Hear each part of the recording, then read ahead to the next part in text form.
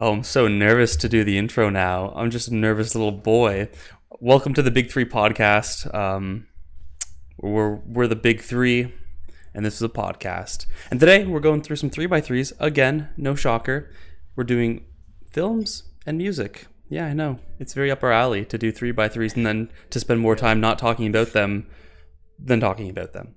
Anyways, I'm with, once again, POXAL'S and Crash. Say hello, guys. Yo! Once again, with the best fit. Yeah. In my humble opinion, I think I deserved best fit last time, but whatever.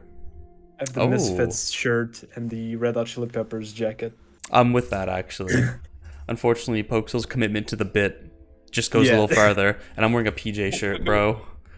I fell off this episode. I also just want to let people know that this podcast isn't going to be exclusively 3x3. We will eventually do other stuff. Yeah. Eventually. Our plan is to, like, slowly feed you guys our taste to kind of understand where we're coming from with our opinions on these things. And then we're going to talk about the big three. And then we're just going to talk about whatever. That's so we have, like, tentatively, like, 8 episodes planned. I think like the big thing with like all this is like just like us, because as individuals we go on tangents. Like we probably could have gotten our taste out of the way in a single episode. Yeah, but no. Yeah. Well, how fun is that? That was anyways? The original plan. Exactly. I remember, that is like true. In the first episode, we thought we were gonna go through all 3x3s in that episode.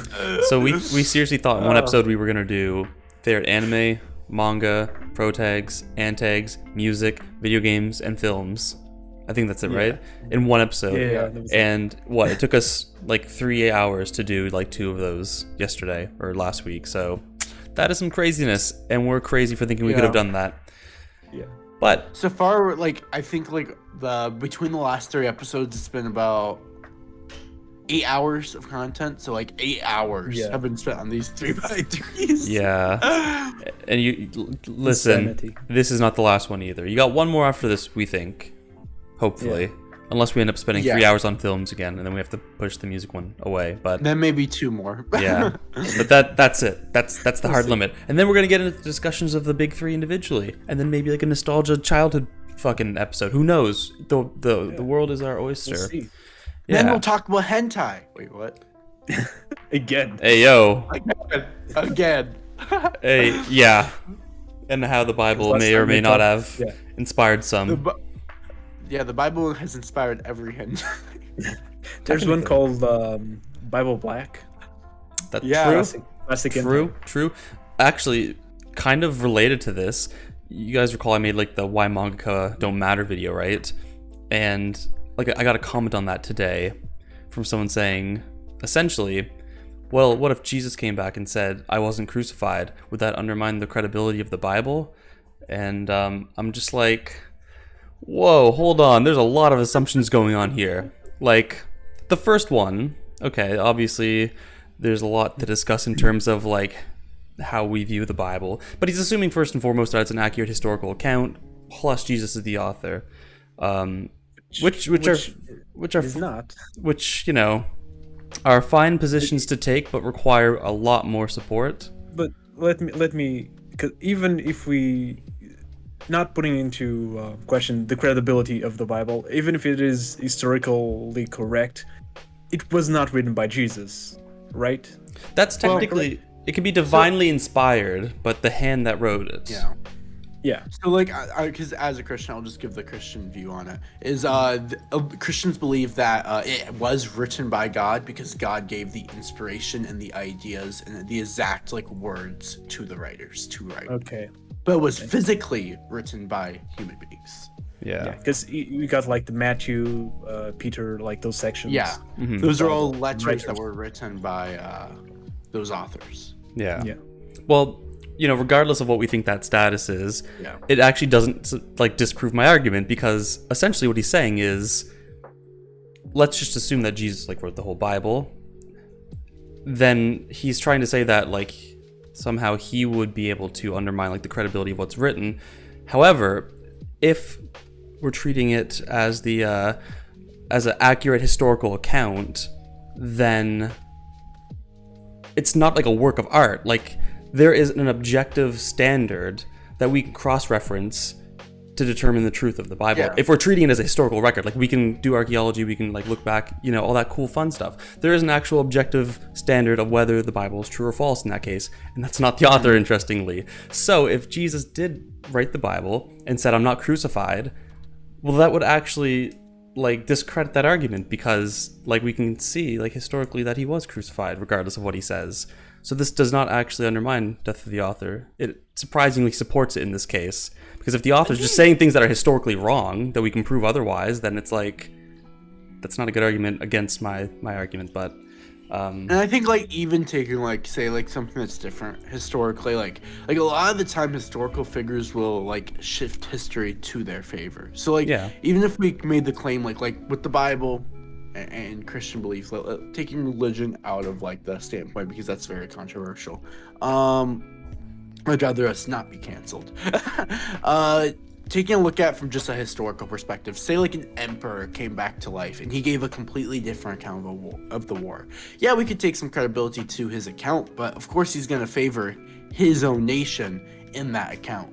So like there's almost a sense as if there's enough historical evidence to where that like disprove exactly what he's saying, then who cares? Right. Or like even if it exactly.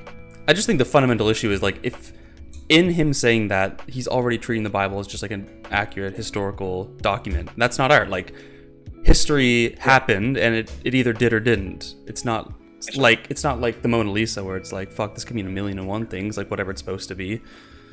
That does give me another example. Imagine like you write an autobiographical story with a message, like for example, a story about how you had cancer and you just fought cancer, all the meaning of life and everything, you know, it's beautiful to be alive. And then you find out that the author of that book did not actually have cancer. Does that diminish the message of the book or not? I think it can. I think it can, because in that he's case, lying, but yeah. Well, in that case, it becomes just like a fictional autobiography. Then I think it becomes a piece of like art that's subject to infinite interpretations. But I think I think what's categorized, whether it's like a fictional autobiography or like a non-fiction autobiography, I think that's something that's just like set in stone, like whether the author's telling the truth or not, and that'll determine how it can be interpreted, I think. But okay. I didn't mean to start with the Bible again. Welcome to the Big Three podcast, where we discuss everything Bible. Today, yeah, essentially. Anyways, I don't remember why I brought it up, other than I saw that he replied as we started recording, and you know that inner fucking demon in me just wants to start like going crazy in the comment section, but I have to, one, not click on it so I don't get distracted for the next 2 hours, and two, not engage control in yourself. Yeah, and literally It's just like, throw this episode away. Where is the argument gonna go? And that, I guess that's like the major question you have to think about. Yeah. Because like at the end of the day, like he has his own opinion. His opinion ain't changing. Like he's gonna hold on to that opinion like it's like the lifetime. So is there any point to the conversation? Sometimes it's fun to prove idiots that they're idiots, but is it worth it? Yeah. Well, the thing too with like most of my takes, the people that disagree like strongly are usually ones that are already like set firmly in their own beliefs. And the difficulty is that a lot of these differences can't be resolved. Like the objective-subjective thing. Either you think values can be objective in the world regardless of what we think, or not. Like there's no justification for that. Like it's either you believe one or the other. Like it doesn't go farther than that. And that's why every cringe or you're Chad. Exactly. And that's why every debate I've ever had on the topic goes nowhere, because it's like you just end up digging down to these axioms and then finding out it doesn't go farther than that, and then you're just like, well, I'm right. Like, no, I'm right. And then it becomes a pissing match. So anyways, well, I will say you're like, I do know people that I've shown that video to that have changed, because they're based, that's why, and they understand that Doofy never lies and he's always right, and Aeneas Lobby is a 7 out of 10, and that's objectively correct. But anyways, let's take that to the One Piece episode. Let's talk about films, and as host, I get to go first. So it's the second image. I know it's very confusing. It's the second image in the Discord chat. If you fellas would like to pull this up, this is my 9x9. I mean my 3x3. Jeez, I don't even know if I've watched 81 movies. I must have, surely. Everyone's seen. Surely. Yeah, I think everybody's seen at least 100 movies. Like, my thing is like I always like paint myself as a non-movie goer because like I don't see like the classics. Like I've never watched Godfather, I've never watched Star Wars, I've never watched Lord of the Rings. Like I just don't watch. I've never seen like any like Pulp Fiction, never seen any of that shit. But like I'll watch like a shitty thriller or rom-com on Netflix like frequently, like with my girlfriend, like we're eating supper or something. But yeah, I don't know. I don't view films in the same way that I view any other medium. Films are the ultimate turn brain off and like have something in the background.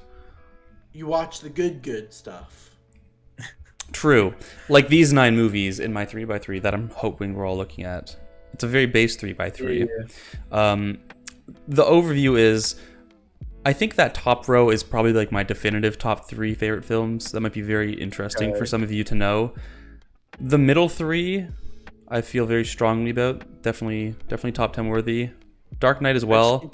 But Juno and Lost in Translation are kind of just like movies I like, and I couldn't think of like 2 others that I really love. So I'm gonna put those in there because I do like them, but not to the same extent as the other 7. I've only seen 2 of these. I've seen 1, 2, 3, 4. I've seen 5. Nice. Okay, which have you guys seen? Actually, I want to know up front. I've seen The Dark Knight and Cube. Oh, you've seen Cube? Nice. We've all seen Cube, based Canadian sci-fi horror film, and I'm glad it's getting some love because no one knows about fucking Cube. Didn't what's his name make a whole video on Cube? I've never seen a video on Cube, so I don't know what's his name is. I'll have to find it. Yeah, well, let us know when you do. But I'm very that took me aback a little bit. I thought for sure you would have said like, I don't actually know what you would have said, but wait, Crash, can I guess which ones you've seen? Sure. Okay, I know you've seen Dark Knight. Easy, it's a throw. I know you've seen Austin Powers. Actually, no, sorry, I've seen 4, not 5 actually. Okay, Dark Knight and Austin Powers. You're wrong. Really? I did not see it. Actually, I've seen Austin Powers, but never like completely. I've caught like some scenes on television. You're throwing. Like that. Never actually. You're throwing, Crash. How have you not seen Austin Powers? The greatest comedy trilogy of all time, featuring Mike Myers, legendary Canadian actor. By the way, there's an uncanny amount of Canadian actors on this list, and that is probably no accident. I wonder why. Yeah. You want to know something really interesting? In Canada, we have this thing called like the Broadcasting Act, where I think it's 30% of like media broadcasted has to be Canadian. So it's like we hear Drake a lot on the radio for one. Like when he has a new album, like it's just you're going to be hearing his singles like all the time. But that extends to like shows and films as well that are like broadcast on TV. So obviously I'm exposed to a higher percentage of Canadian content if I'm just watching anything that's broadcasted in Canada. However, I think their credentials for what counts as Canadian is a little strict. So even though like Eternal Sunshine of the Spotless Mind stars Jim Carrey, I don't think it's a Canadian film. And Carrey's Canadian? Yeah, right? I did not know that. We have all the real MFs in Canada. We got Jim Carrey, we got Seth Rogen. I gotta fact check this shit before I start lying and making shit up on the internet. The reason why you don't know about Seth those Rogen's countries pretty mid. Shut up, bro. Let's take it back. Take it back, dog. Can I insult you both? Never It's take it back. very hard for me to distinguish like when something is Canadian and when something is American. Like when something is British, I can tell it. Like, oh, this is British. But like between Canadian and American, it's harder for me to see the difference. Crash, is. because everything that's cool in Canada is claimed by America. That is actually true. Like everything we get that's good, America's like, no. But it's not as if we're not pretty much influenced directly by America culturally, I think. Yeah. But like there's this, I don't know, because I'm Canadian, I gotta fight for every little fucking ounce of Canadian ship I can get in culture wars, okay? So this is who we have actors-wise. We have Ryan Gosling, Ryan Reynolds, Seth Rogen, Mike Myers, Keanu Reeves, Jim Carrey, Michael Cera, William Shatner, Elliot Page, Michael J. Fox. Okay, so respect Canada, dog. This is my ode to Canada. They all act in American movies. They all act in American movies. Of course they did. Yeah. Of course they did. I'm like in Portugal, we get like super happy whenever we have a Portuguese actor appear in a American movie, because I think that's only happened like 3 times. Really? Yeah, I think Love Happens was about a Portuguese character. The new Suicide Squad has a Portuguese actress, and then there's this movie about Jesus, which I did. We're back to to the Bible. Was it Where the he does Jesus. what's the Mel Gibson film? We're not an anime and manga podcast anymore. We're The a Bible Bible. podcast. Yeah, and with POXAL'S new video on Ichigo Dog, it's like we're a religious podcast now. We're tackling it all. What? The Wait, big three religions. what is that? I really want to know what that religious movie though is. Is it the Mel Gibson one, like the Blood of Christ? No. It's a recent-ish one. Let me see if I can find. I think it's just called The Bible. Oh, The wait, like Bible the movie. is it a movie or is it like a HMV series or whatever? HBO or Yeah, it's like the a ABC series. It could be that. The Passion of Christ, maybe. Passion of Christ is what I was thinking. Son of God. Okay, it's called Son of God. Okay. Oh, Son of God! I know what you're talking about. I've seen it. I'm not. So the guy who does Jesus, who is Jesus, he's a Portuguese actor. It's pretty cool. Respect. Well, That Jesus guy is kind of cool. unlike Portugal, yeah. us Canadians are littered throughout Hollywood, so we're everywhere. Yeah, Though of course. of these 9 films, I think Cube is the only actually Canadian like origin film. Maybe Juno, but I don't know. I should look that up. But so I already lost like guessing the 4 films that you've seen, Crash. So please enlighten us. Which 4 have you seen? Dark Knight, Cube, Mhm. and then Tenacious D, Oh, nice. and Eternal Sunshine. And I Oh. thought I said 5 because I said my brain just said, "Oh, Tick Tick Boom! I've seen that movie," but I haven't. I plan to watch it with my girlfriend because she wants to, Oh. but I haven't yet. You Okay. guys should watch Bleach together. It's pretty romantic. Bleach. I'm trying to convince her to watch. We're gonna watch One Piece when the Netflix series releases. Oh, Because she nice. doesn't like watching anime, but she said she'd watch the Netflix series. I'm glad. Yeah. Another person to It's shit gonna on be a One bad Piece. series. You think? I've seen Why like all the not? effort I they hope put into like not. the I sets hope and not. stuff, and it looks pretty damn good. Yeah, it looks good. I have some hopes in it, but I don't know because everyone had some high hopes on Cowboy Bebop, and then when that came out, everyone hated it, and it's by the same people, Oh. so I'm not sure. But isn't this one like literally directly gonna be written by Oda? No, Oda. I think Oda he picked the cast as far as I know, which is pretty cool by itself, but I don't think he's actually involved in writing. Is he Okay. supervising? I think he might be supervising. My Okay. cat is wrecking havoc behind me. I kind of heard a little scritch. Is this gonna be the first time we see Crash's cat on the big? 'Cause I have podcast? I have 2 cats, but one of them went to the vet with the vet because my girlfriend is the vet Oh. today. So the other one is left alone. She's normally like super quiet, but I guess because she's alone, she's like panicking right now. Fair enough. It's okay. Set her up next to your One Piece volumes. She'll have some stuff to do with them. Yeah. No. All right. All Let right. it be. They're safe in the box. Yeah. All right. Movies. All right. Movies. Movies. Movies. I'm gonna start with the top right. I'm gonna start with Eternal Sunshine because that is like undeniably one of my favorite films of all time. You'll notice, at least I'm gonna tell you now, and then you will notice that a lot of like the kind of manga that I like is kind of similar to Eternal Sunshine in that it's just a kind of regular drama, but it incorporates some kind of like sci-fi element to just spice up how the interactions play out. And so in Eternal Sunshine, that's the ability to just like wipe your memory of like a person. And so that's exactly what the film is about. Joel, which is Jim Carrey, and Clementine, they go into a breakup. Clementine erases all memories of Joel. And then Joel one day happens to come across her and is like, "Oh my god, do you remember me?" And she's like, "Who the fuck are you?" And he's like, "Wait, what do you mean? Like, we were in a relationship for like all this time." And she's like, "Who?" And he's like, "Don't you remember me?" And she's like, "Asked." And then she ratios him on Twitter. It was crazy. Hey yo. But no, Great movie. Yeah, for real. And then he finds out about the service and he's like, "Well, fuck it, I'm doing this too then. I'm erasing her." And then the movie kind of takes place largely in his mind as he's getting his memories erased. And that's really where the fun of the movie comes in, because he starts to question if he wants to really erase all the memories of her. because it starts going through like a lot of these happy memories, but the process, as you remember, is like to erase the memories. And so this is where I think the movie like really shines visually, because there's a lot of scenes where like you just see the scenery like start to fade. Like there's the scene like where they're in the video shop or something, like you just notice like all like the movie covers just start to fade away and like the color drains from them, and just the whole scene becomes like a little like lighter and there's less detail, and it's very subtle and it builds up over the course of the entire scene. But the way they implement that across the whole film, I think, was really well done, because obviously it's difficult to capture a lot of like that kind of that almost sci-fi aspect in live action, as opposed to say like a manga or an anime where you have like the medium of like just you can draw whatever you want. Obviously there's CGI, but I think for the tone that the movie's going for, crazy CGI phantasms would be a little over the top.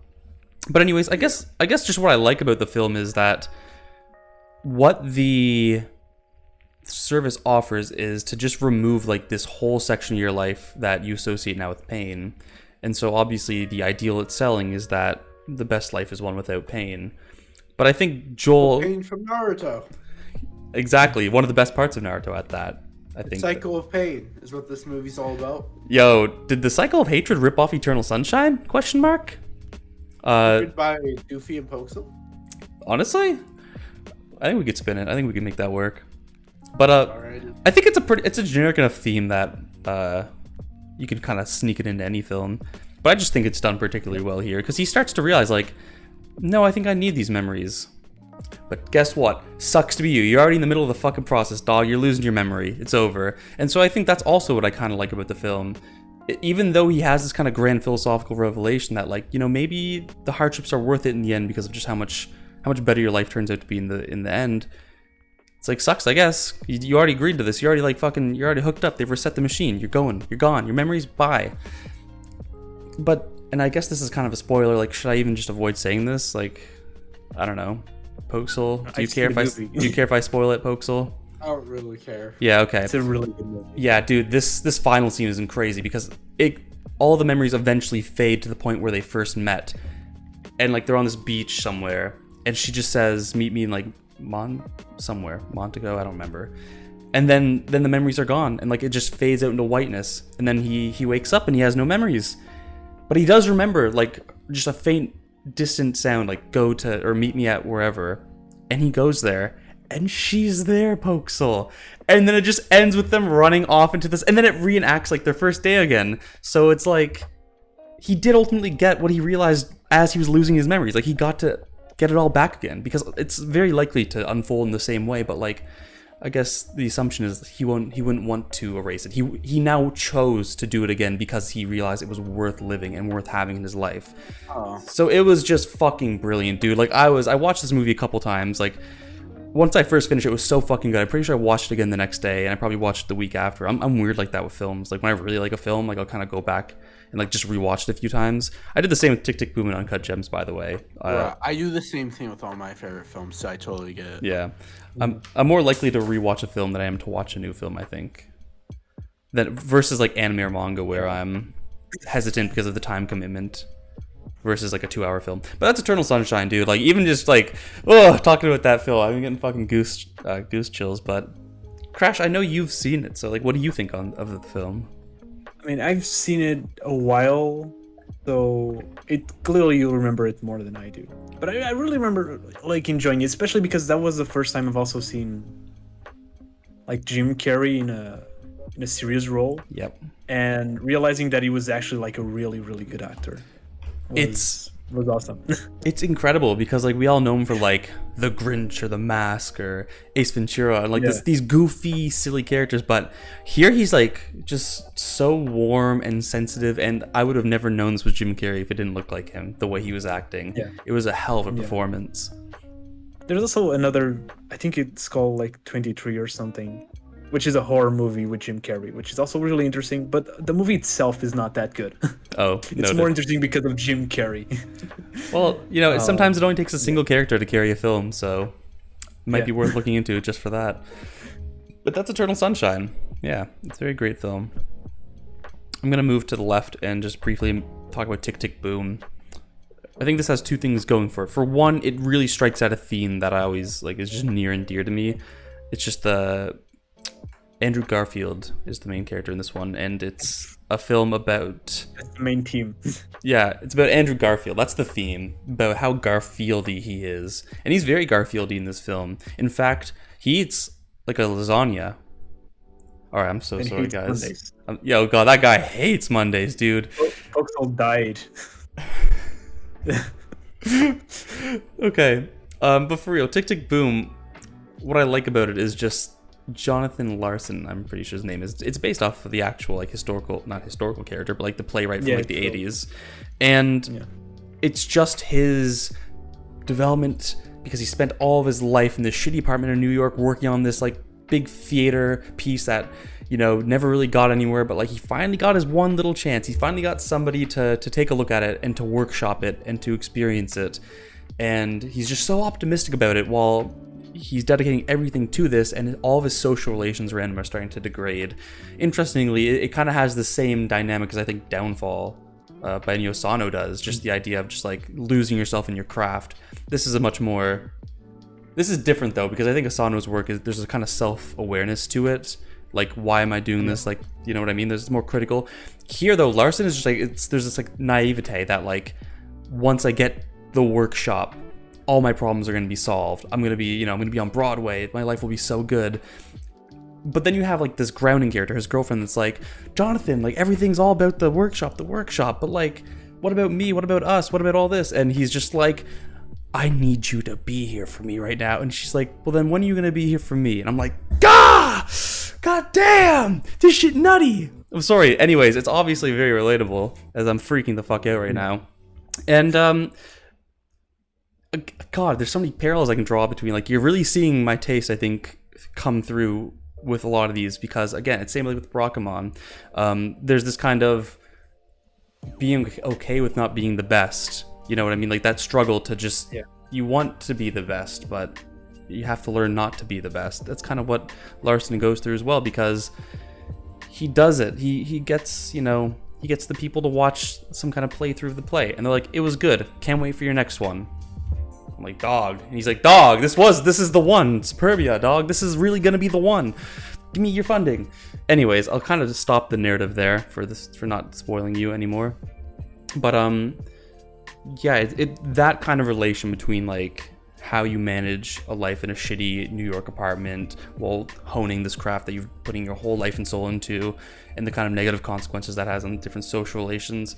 Also, the music is just so fucking good here. Like, I'd be playing like 3090 all the time, or like Johnny Can't Decide, or what's it called? I feel bad that you've not family reunion, therapy. It's called Therapy. Jeez. Anyways, soundtrack bangs, and the structure of the film is really interesting too, because it's technically Larson on stage giving this theater play about his life, but then they have scenes of it in between him talking about it. So anyways, fucking fantastic. I think this might even be my favorite movie of all time. I really love this movie. It's just, its themes really get to me. I think Andrew Garfield is a fucking exceptional actor. I feel like everyone's just like, he's Spider-Man. Everyone's like, he's Spider-Man, he's Spider-Man. But like, dude, this film was like, this motherfucker got acting chops. Like, it's crazy. Again, I like these films, and this is exactly what I'm going to talk about in Uncut Gems, where these actors take on roles that you would not expect, and they just fucking kill it. And I think Andrew Garfield did that here, and it was brilliant. I think Andrew Garfield is more of normally kind of does more of these kind of movies. It's just like he also did Spider-Man, and so that's all he's known about. Yeah, it's the Marvel curse, I think they call it.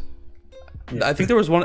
Maybe it was Tony Stark. I don't remember, or not Tony Stark. Fucking Robert Downey Jr. Might have commented on that, where like, you can do all these other films, but once you do a Marvel film, you're just known as the Marvel character, and that's like the worst part about it, because it overshadows the rest of your career. And it's a bit of a negative consequence, actually, it seems. I think it was Elizabeth Olsen that was talking about it that I've seen recently as well. Okay, that might even be the one I'm thinking of. I don't know why I chose Robert Downey Jr. Though I know, like, why did he I feel like there was a bit of tension as he left his Marvel contract, wasn't there? Or am I making shit up? I don't know. I feel like he was. I don't think there was. I heard he was unhappy with playing Iron Man. Like I heard he was tired of just being known as Iron Man at one point, and that's kind of I can see motivated that him. because he had been doing that for like more than 10 years at that point. Yep. So And it sucks to be locked into like just known as the Iron Man guy or the Spider-Man guy. So I can see that would frustrate me as well. It's like when MFs call me the subjectivity objectivity guy. I'm like, dog, I'm so much more than that. Please. I have more layers. I'm like an onion. Sorry, an awful joke. Anyways, that's Tick Tick Boom. I highly suggest you all watch it. It's fantastic. I Definitely will. I don't normally like theatrical works as much, but I don't know. It just worked here for whatever reason. Maybe because it's a rock opera. If you like Queen, you'll love Tick Tick Boom. Yeah. Sorry, that sounds very condescending towards Queen, but I like Queen. It's good. Yeah. Then to the left of that is Uncut Gems with Adam Sandler. And listen, I'm just gonna put it out there flat. I love Adam Sandler. Okay, at best he's genuinely funny. At worst he's ironically funny. You're never losing with Adam Sandler, in my humble opinion. Because when he's dog shit, he's funny because he's dog shit. When he's good, like Billy Madison makes me laugh. I like fuck the haters, dog. I'm there for Billy Madison. Great film, but there's some hesitation, Crash. What's the hesitation but Mr. Sandler? Because I was thinking, like, I really liked Adam Sandler movies when I was a kid. There's none of them on my 3x3. But I did like the one about football in prison, which I forgot the name, and 51st Nights, I think that's the English name. I really loved that movie as a kid. So he has good movies. I don't know. When I think about like him, like Grown Ups or Pixels, it's just like no. I love him in Grown Ups. That shit kills me. Grown Ups, the one with like Paul Blart. Also, what's his real name? Paul Blart Mall Cop. I don't know, but yeah, I think that's. Yeah, dude, that film unironically cracks me up. Unfortunately, though, my only memory of it is like I'm young, I'm cuddling my mom, and I get diarrhea, and like I shit my pants, and then Anyways, that's my only memory of that film. I got really pissed off because I was with some of my friends and they wanted to watch a movie, and I think they wanted to watch. They were choosing between Grown Ups and Birdman, which are two very, very different movies, and they all ended up going with Birdman, which is a great movie with Michael Keaton. I think you'll love it because I don't know if you've seen it, but it is about like a guy who was very popular as a superhero, as an actor for a superhero movie, and now he's working at the theater, and everyone knows him as the Birdman, and it's about like trying to be more than just that role. So it's a really good movie, and it was like categorized as comedy, but it's kind of like dark comedy, I guess. It's not like Grown Ups funny. And so all my friends just, when the movie ended, they were like, this movie was shit, I hate it. I was like, no. We should have watched Grown Ups, damn it. Yeah, they were like, fuck you, man. Maybe it's because also like I grew up with most of these like early Adam Sandler films, so like it just shaped my humor incidentally. So a lot of like that crude, very on the nose humor that Adam Sandler's known for, like it just fucking kills me. I think at this point in like comedy history, though, you've got to kind of dip it in a bit of irony so that it's just not like stupid on the nose humor. But regardless, the content's the same, regardless of the ironic context or whatever. But come on, dog. Like, I'm just going through some of these. You're gonna tell me you didn't love Big Daddy, okay? You're gonna tell me you didn't love fucking Happy Gilmore. Come on, dog. Well, that's why you're losing and I'm winning, okay? I like some Adam Sandler movies. Like I said, when I was a kid, I was watching like this. I watched like some movies from him that I really like. I also really liked Click. I think that was the last Adam Sandler movie that I really enjoyed. Respectable take. I don't know. Like I said, I'm so bad with actors. I'm sorry. I'm just sitting here listening because I don't know actors' names very well. Don't worry. You don't know Adam? Yeah. Look his face. You'll know. You'll know Adam Sandler. Yeah. I've never actually watched Pixel though, or Jack and Jill. I think I started Jack and Jill, but for obvious reasons I did stop it. I haven't seen that one. Yeah, I But, like, recognize his face. Pixels, I was kind of disappointed because it's a movie about video games. So it's like, oh, video games, yeah, Yeah. Pac-Man's gonna destroy the city, and then it's like, it's not the worst movie. I've definitely seen a lot worse, but it's just eh. Is Wreck-It Ralph in that movie?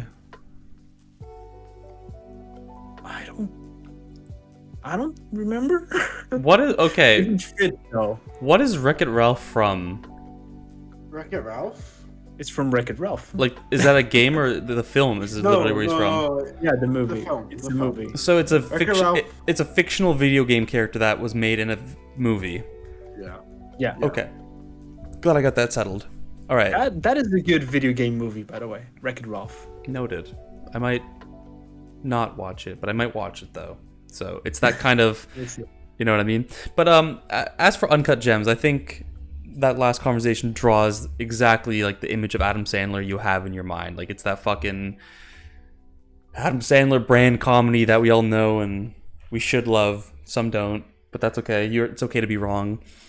But Uncut Gems is so unlike any other role he's ever played, because he is still this kind of goofy pushover guy, but he gets himself involved in like fucking like the mafia, not really the mafia, but like some kind of like gang related stuff through his family and whatever, you know, getting like, he has like this gem shop, and you know, he's always like loaning money from his friends and moving it around, like, where's my money, like, oh, I'll get it to you, don't worry, and you know, selling fake Rolexes, like all these little things, you know what I mean? Like, he's still kind of the, again, goofy kind of pushover, but he takes on a slightly more serious role here. And I just think it fuses so well with that kind of goofy pushoverness. And I don't know why, because there's a certain, and I don't know if this will be relatable to you guys, but like, there's this certain like kind of person that you would like go to high school with that, no, it's not worth to go on this giant tangent to try and explain this. But Adam Sandler is like, I could have went to high school with his character in this movie, and I could have seen him hanging outside of Tim Hortons, like in pajama pants and like smoking a cigarette or something. Like, I can imagine this very vividly.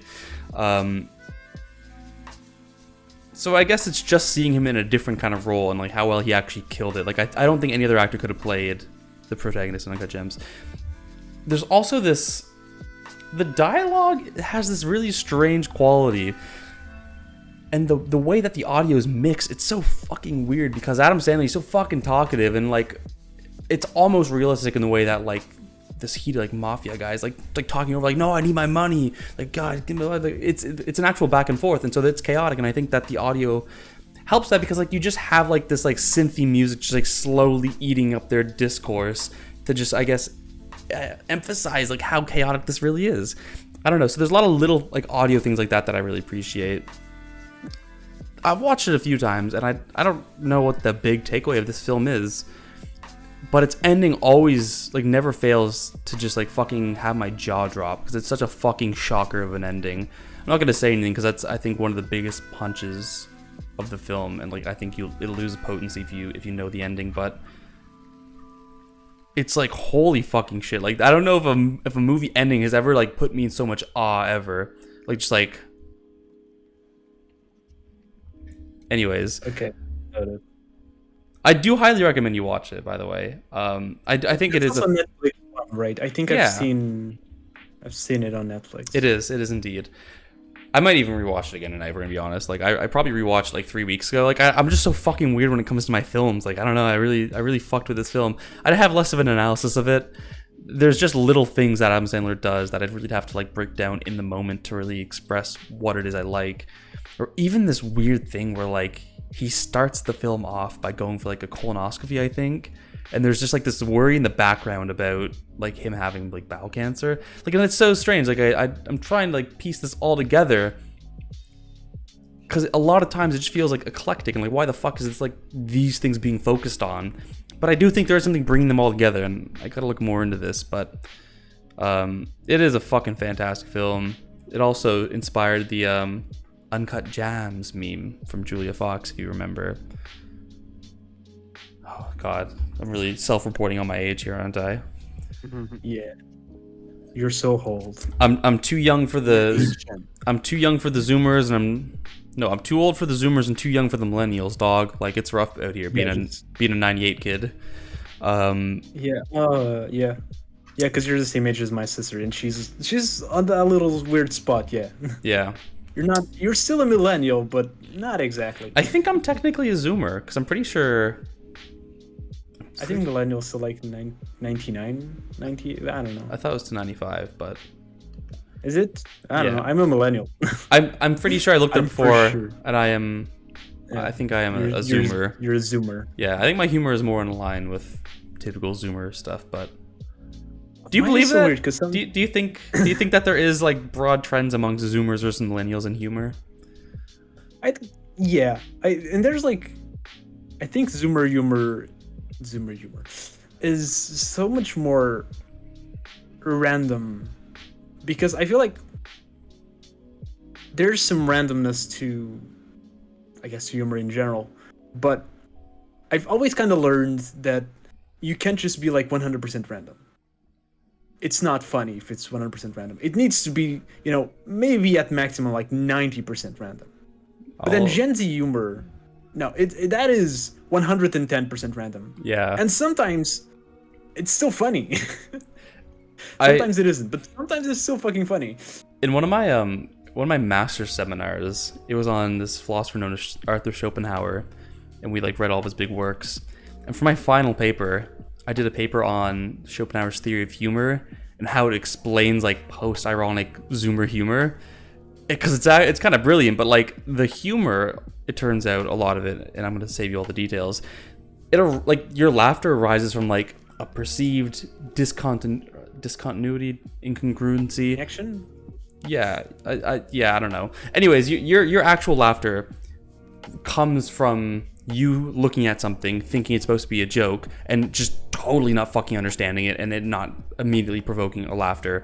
But it's that fucking disconnect that, like, in your kind of self-reflection upon it, that causes you to laugh. It's like looking into the abyss and like just kind of laughing out of nervousness, but like in a humorous context, and so it recontextualizes the behavior. I'll save you the details, but it's quite brilliant. But I do think there's a lot of that going on in Zoomer humor. It's like what the fuck is this? And in its absurdity, you laugh. I think, at least. It's like today on Twitter, I saw someone saying like, posting an anime picture is not a meme, it's just an anime picture. And then I proceeded to see like on unrelated posts like the face of the guy Sahul from the Breaking Bad, like 70 times, just his face. And that was the meme. Yeah. It's so fucking good. Like, that is also not a meme, but it is. It's just his face. That's a joke. It's a picture of his face. Yeah. Humor is purely contextual, right? Like, yeah, it's brilliant. Humor is, but I also hate the idea of a theory of humor, because it's like, I feel like you're getting too far removed from what humor is, and that's that kind of immediate reaction to something that is contextually funny.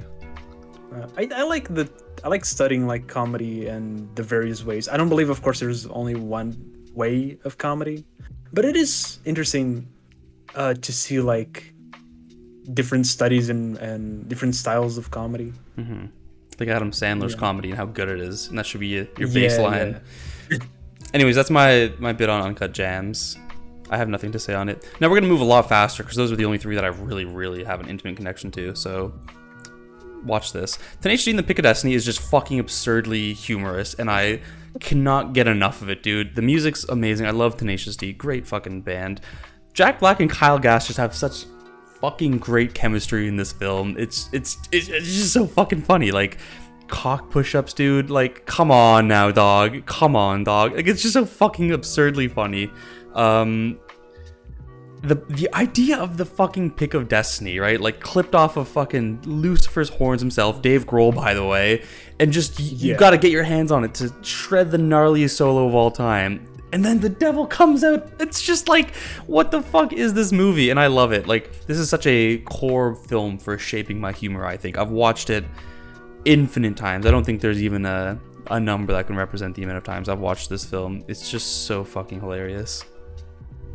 My favorite scene of it is a very random scene, but it's the one where Jack Black is singing and he just goes higher and higher, and then someone's that just explodes out of nowhere. I just love that scene for no reason. I just love it. Yeah, it's so fucking funny. Yeah, nothing to say. It's a great film. Have you seen this one, Poxal? Is this one you said you've seen? What was the name? Tenacious D and the Pick of Destiny? No. No, it was Dark Knight and Cube. My bad. You should watch it. It's hilarious, and I cannot suggest it enough. Also, again, has good music in it, so it seems I like musicals more than I'm leading on. But that's Tenacious D. Yeah, who would have thought? Who would have thunk it? Then we have the Austin Powers trilogy. Like, I think when Mike Myers is good and he's on, he is like top 5 actors for me because he's also just fucking hilarious. Where is Shrek though? Amongst all films or Austin Power film or Mike Myers films? You're 3x3. Where is Shrek? I can't. Shrek, Shrek is dead to me. Okay, I had to kill that film. Like, top 10 worst eras of internet humor. The Shrek movement has to be up there, and I can't disassociate. Shrek 2 are so good. They're great films. Like, but I cannot help but to associate those films now with that whole movement and just how fucking dog shit it was. I'm actually thinking about this like earlier today. Not necessarily with Shrek, but the meme culture kind of ruins some stuff. Yeah. Like, I cannot, like, I was talking about all this, the Saul? Better Call Saul. Saul. It's not Saul. Yeah. I will never be able, I'm probably not going to watch it because I've never watched Breaking Bad, but I'm probably never going to be able to watch it seriously. And with Squid Games, I watched it and it's like, I really like that series, but when you go online, it's just like a mess of memes that just destroy it completely. Yep. For absolutely no reason. Yeah. It's interesting because that's something I've been like just toying with, the idea that, and I feel this very strongly, that the fan base and like the culture around a film, a show, a album, I think is as much of a part of your experience of that piece of art as the art itself.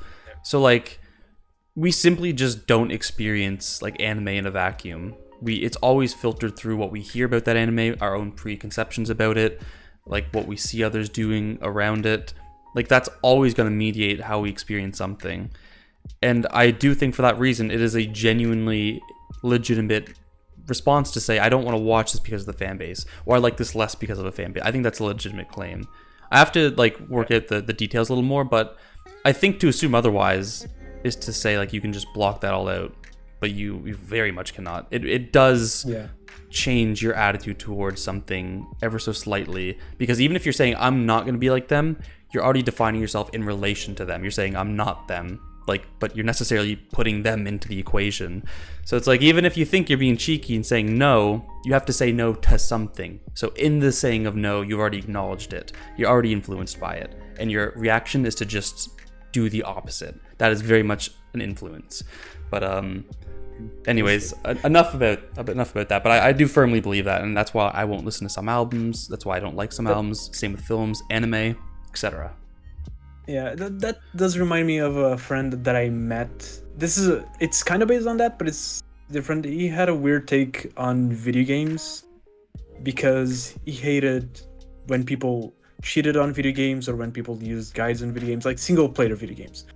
And his reasoning for that is because when we experience a video game, like if I use the guide to play Phoenix Wright, for example, when I'm talking about Phoenix Wright with my friends and with other people, I'm always going to be talking with the game with my experience of having used the guide, and that wouldn't have been the pure experience. And he would say like I'm not talking about the video game as is, and it kind of ruins the experience for other people as well. And I don't agree with that at all, but it kind of reminded me of that. I kind of get that, actually, because I think like video games are very carefully crafted they should be, to slowly introduce you into the mechanics of the game, and there should be a lot of like internal clues as to how to proceed. And I do think that a guide you then lose like the experience of having to put the pieces together yourself, I guess. Now for me, I'm dog shit at video games, so it's like I'll be lost. I'll never finish a game then if I have to do it on my own. Like, it's that simple. I'm very bad at games. But I can kind of see how like looking at a guide kind of gets rid of that sense of like wandering and like trying to figure out, and that sense of like lostness that I think is kind of inherent in like that pure experience of a video game. I agree with that, especially because the example I use is Phoenix, right? It is so much more rewarding when I just come up with the mystery, when I just solve it by myself, than when I use a guide, or instead of using a guide, I just restart and use all the options until it works, because sometimes I also do that. But what I disagree is that he would argue that would destroy also the experience of other people, because I'm going to interact with them, I guess. That one's a little harder to buy into, but yeah, no, I get it. What were we talking about to talk about things being ruined by fandoms? I don't know, but we're talking about Austin Powers. If you want to go back to Shrek, we were talking about Shrek and how the meme culture around it ruined it. I think for me, that is all. I don't know. I like Austin Powers. Austin Powers is peak. That's it. Watch it. Watch the trilogy. Also, like, this is how you do one actor playing multiple roles right, okay? Adam Sandler, this is where you can start to take notes.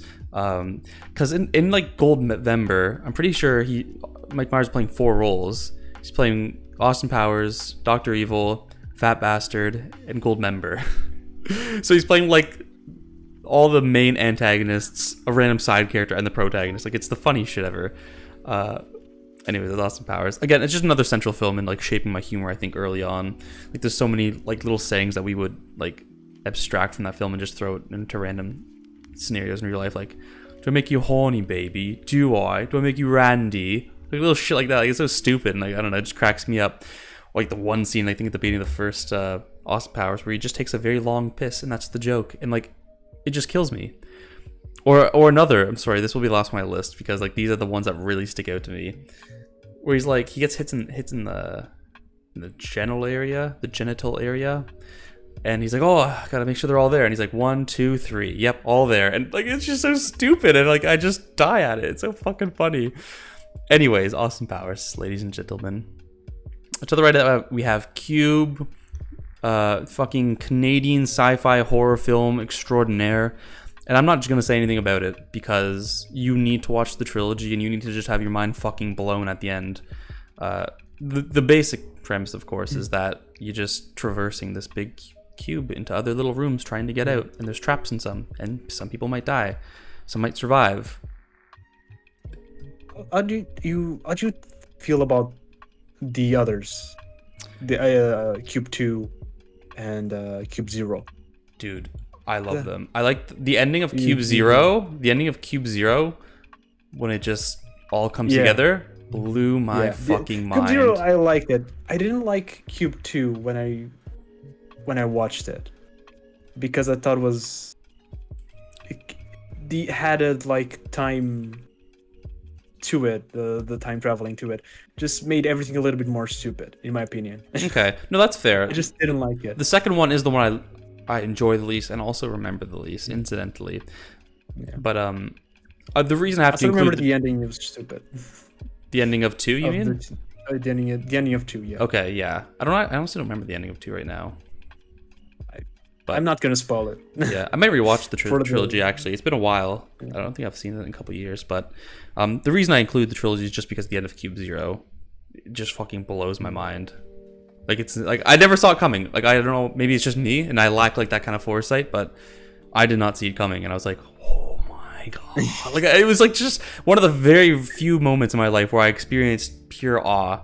Same, by the way, with Uncut Gems. It really was like, holy fuck. But again, it could just be me. Like, my friend recently watched Uncut Gems. He's like, I kind of saw the ending coming a little bit. So I think I'm just lacking foresight. I think that's a me issue. But that also comes to my benefit, because I have these 2 amazing experiences because of my stupidity. So we move.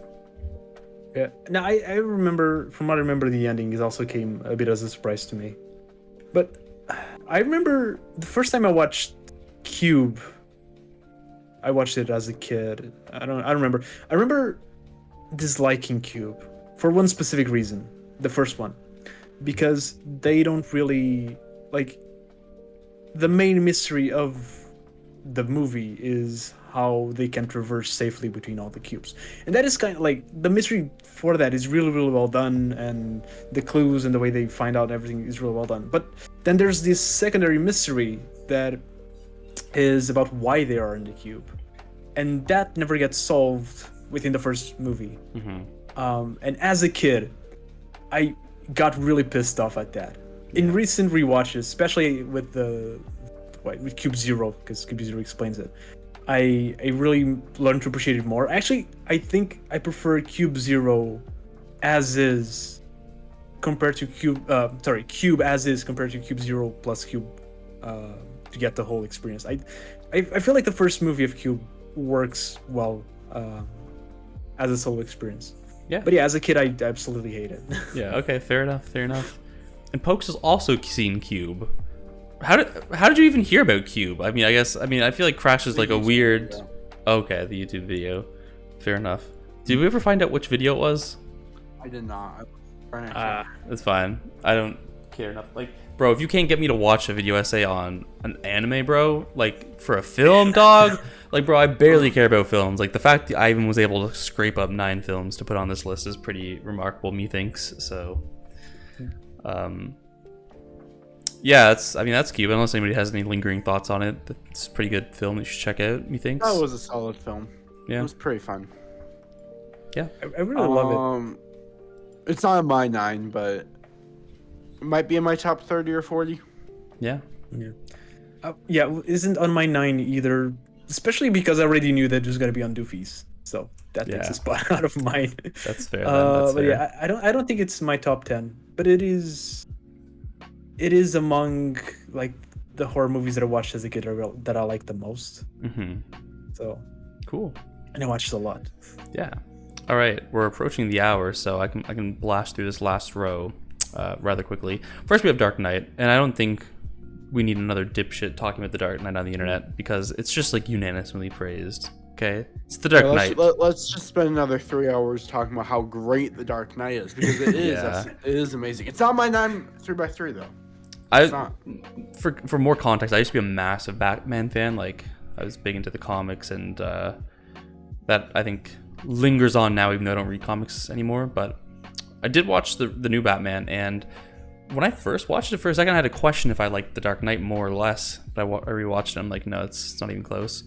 But I do actually, interestingly, like Robert Pattinson as Batman more, because he's just cool, young, amateur, emo Batman. Like, I'm gobbling it up, dog. Yeah. The only thing is, I don't think he plays a good fucking Bruce Wayne. He doesn't have that kind of like that bravado, that social sphere of energy that I think Christian Bale had in the Dark Knight. Like, Christian Bale like hit the balance, I think, very well. I just slightly prefer the Pattinson's depiction of the actual Dark Knight himself. But I mean, like, fucking A, Heath Ledger delivered one crazy ass performance in this film. Like, I really appreciated who played the Riddler in the newest Batman. He's a pretty big actor. I don't remember his name though. At any rate, by the way, have you guys seen the new Batman? Like, I'm just kind of like assuming you have, but I don't know. I've chosen not to.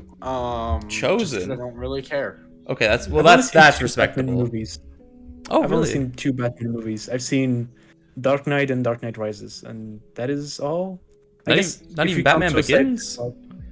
No, not even Batman Begins. I've seen a good chunk of the Batman films myself. Yeah, I'm not into Batman. The only reason why I saw The Dark Knight Rises was just because everyone was praising it to oblivion. And I was like, well, I guess it must be good, and it was good. All I'm gonna say is I prefer Joker over Batman, like, as a character. Yeah, same. I mean, I prefer early Batman, like, just the most, I think. But then next, the comical Batman, like the Batman in the comics. No, like the comical, like the comedy version of Batman. No, I mean, like, early in the sense of, like, younger Bruce Wayne, like, chronologically. Okay. Like, you know, I don't remember when they did like the rebranding of Batman, like, in the comics, but, you know, like Long Halloween, Year One, Killing Joke, Dark Victory, like that kind of period of Batman, because it's much more grounded, and I think Creams puts it pretty well. Like, he's the world's greatest fucking detective. So he should be doing detective, not like saving the world like Superman. You know, leave that shit to Superman. And I think early Batman does that like fantastic. Right. Yeah. Yeah, yeah, exactly. And that's why I also really like the newest Batman. It does take that angle, and it does it very well, I think. But I don't know. The Dark Knight is just fucking awesome. Why did I bring up that point other than to just say it, I guess? I don't know if I was going somewhere bigger with that. But I guess just really quickly. I prefer early Batman. But second to that, I like Nightwing a lot. Because I think Nightwing shares a lot of similarities to the early Batman. Because there's this amateurness to him, and I feel like he's always trying to like battle living in the shadow of Bruce Wayne and, you know, the original Batman. So I quite like that kind of dynamic that plays out in him. But yeah, I'm a big Batman nerd. What do you guys think about like superhero films in general, like really briefly? I have 2 on my 3x3. Oh, but I'm really into Marvel, I guess. I never gotten, because I grew up with Marvel comics. Both like my parents had, it wasn't my parents, it was my uncles that had a bunch of them from the 80s. And like the Ultimate Spider-Man when I was a kid, I read that a lot. So I always loved Marvel. I never really read a DC comic, so I never really gotten into it. Fair. I like John Cena as Peacemaker though, the new Suicide Squad. That movie was awesome. I still have not seen. That movie was awesome. I've kind of just fallen off of, I guess, superhero films. I don't know. I haven't been interested in Marvel since like the Infinity War film, but I think Marvel and DC in general, the films are usually very bad and awful. I don't know. There's a few I enjoy, but I think most of them are pretty dog crap. I think it's the battle shonen of the West. Yeah. Yes, so I just find them to be so overly repetitive, and I know like that's not like it's not really a good like critique overall because something can be good but still be repetitive. But just to me, I don't enjoy them in any way. Like I think I used to find more enjoyment in MCU films, but then I kind of got like really drained on MCU films, especially after the Infinity War range. And I started kind of looking at the films from like an analytical perspective, and I just started realizing how like the films fall apart the second you start to think about them. Well, that would explain it, because I haven't thought about any of them. So Yeah, I think for me, they're entirely driven by whether I'm invested in the character. Like I just don't care about any like the new wave of characters. Like I don't care about fucking Wanda. I don't care about Vision. Like it's fuck them. Yeah. Lore-wise, I feel like Strange. MCU is cool from a 100-mile distance, but the lore, in my opinion, falls apart the second you think about it. But the characters is where I think the MCU is driven by, and that's why I used to like Doofy used to enjoy it. I love Iron Man's character arc. I love I used to like Doctor Strange before he got character assassinated. In Spider-Man, the new Spider-Man movie, No Way Home. I still haven't actually watched that, though I know all the spoilers. If you like Doctor Strange, the movie is terrible in my opinion. I really like the new Doctor Strange, but I like it because it is a horror movie.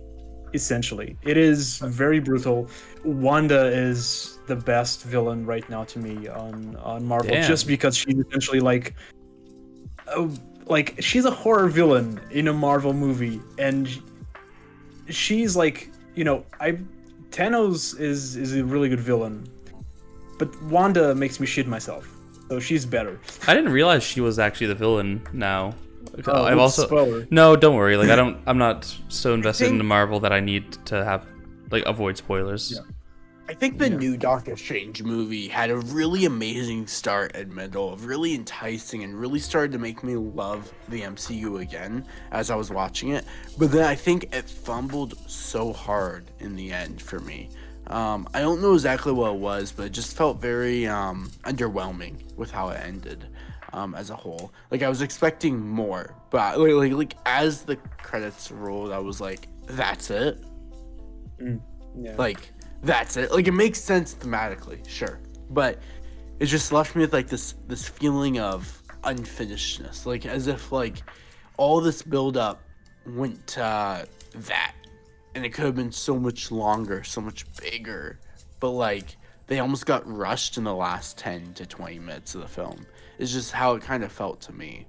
Other than that, it was something actually really enjoyable. I enjoyed it again, which is something I can't say for movies like Black Widow and by the way, I'm a huge Black Widow fan. Black Widow is my favorite Marvel character, not MCU character, but Marvel character as a whole. I love her comic, like the whole comic line with her. I just think the movie kind of ruined her character in a sense, as it made it feel very memey, and in my opinion, it should have taken a more darker twist. Like it should have been like it. In my opinion, a good Black Widow movie should have been R-rated.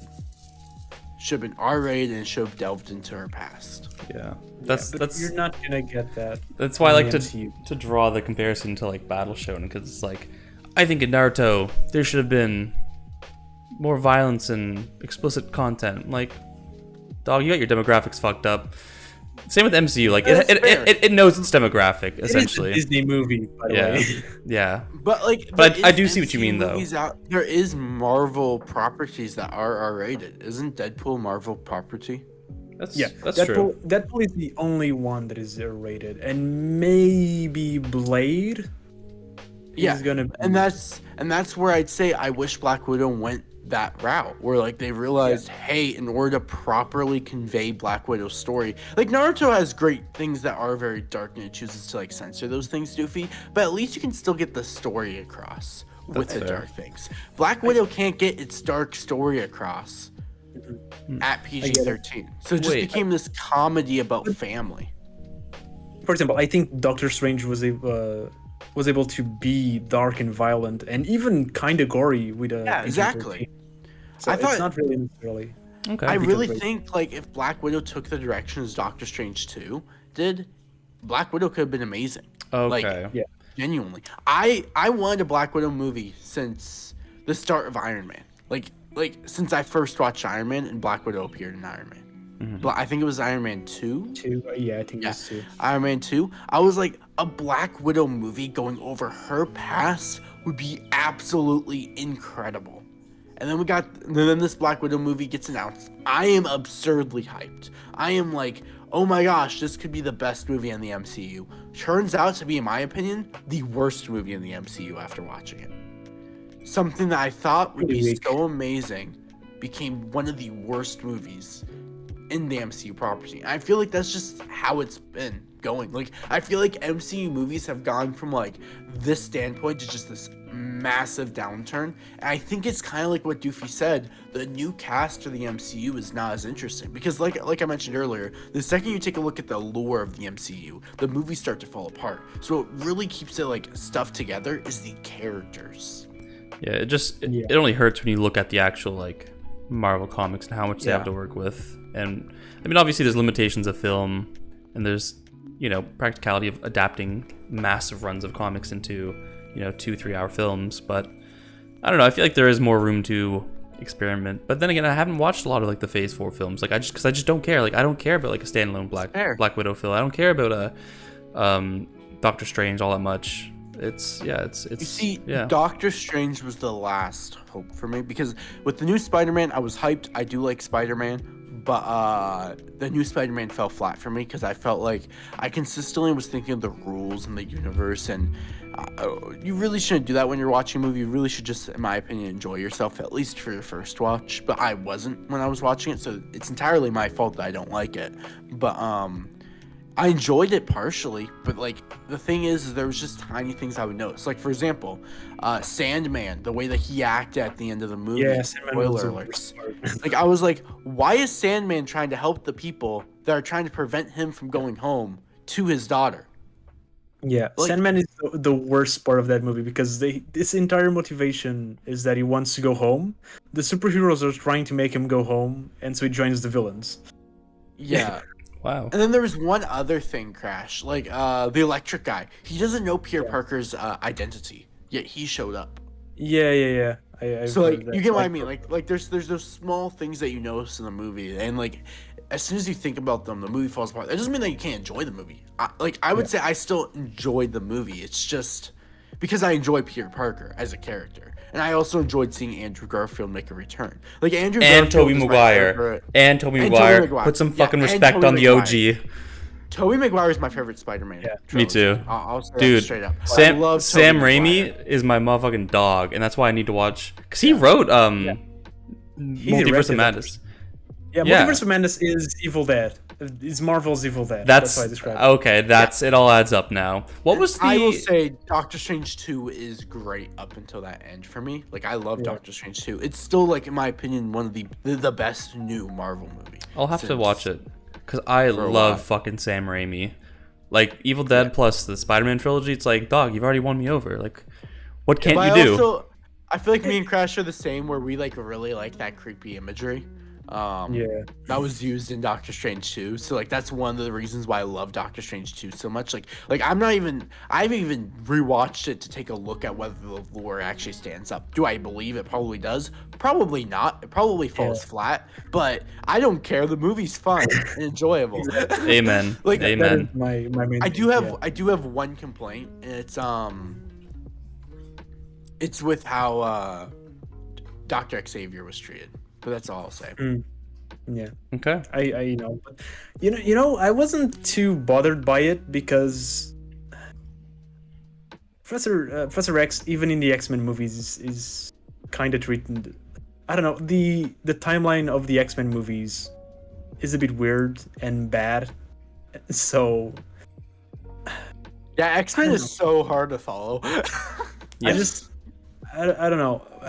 I could make a point, but I would have spoiled it. So let's move on. I Yeah. guess because Yeah. I have 2 Marvel movies on my 3x3, so we're probably gonna go back to this. Yeah. So real quick, I gotta just cover our ground really quick. Poxal, your favorite Marvel character is Black Widow? Yeah. And Not my favorite MCU character. My favorite Marvel. Marvel, yeah, that's what I'm thinking. Crash, is your Spider-Man? Oh, here they come. Here they come, boys. Wait, I have more. Oh, they're too far. But yeah. Oh, he's about to assemble the Spider-Man memorabilia. Yeah. Yeah. Yeah, it is Spider-Man. Okay, you love to see Spider-Man's it. cool. I like Spider-Man. Yeah, I mean, I like him a lot too. Who's your favorite Spider-Man and Peter Parker? Because I view My- the two differently. Okay, my favorite both Spider-Man and Peter Parker is the Ultimate version because that was the one I kind of grew up with. Okay. hot take. More. Yeah, I guess, but I really like that. That was the only Spider-Man, I guess, of the comics that actually followed pretty much all the way through. I think Andrew Garfield, from like movie wise, now I'm talking. I think Andrew Garfield is one of the best actors that played Spider-Man. Like I love Tobey Maguire. Yeah. And while I think the writing wise for Spider-Man is better, I think Andrew Garfield plays the role better. I'm gonna say- acting wise. I think he's gonna my. say- No, go. I think he's my favorite Spider-Man is the Spider-Man, the Andrew Garfield, and then my favorite actor that plays, my favorite Peter Parker is probably Tobey Maguire, but Andrew Garfield is definitely my favorite Spider-Man. Yeah, that's kind of why I like to because I feel the same. Like my favorite Spider-Man is Andrew, my favorite Peter is Toby, but kind of that's why I prefer Tom Holland because I think he is really good at both. Maybe not the best at either, but he is the best package because he does a really good Peter Parker. He does a really good Spider-Man. So he kind of ends up being my favorite out of the movie ones. I 100% agree with that take, like front to back. Like, Yeah. yeah.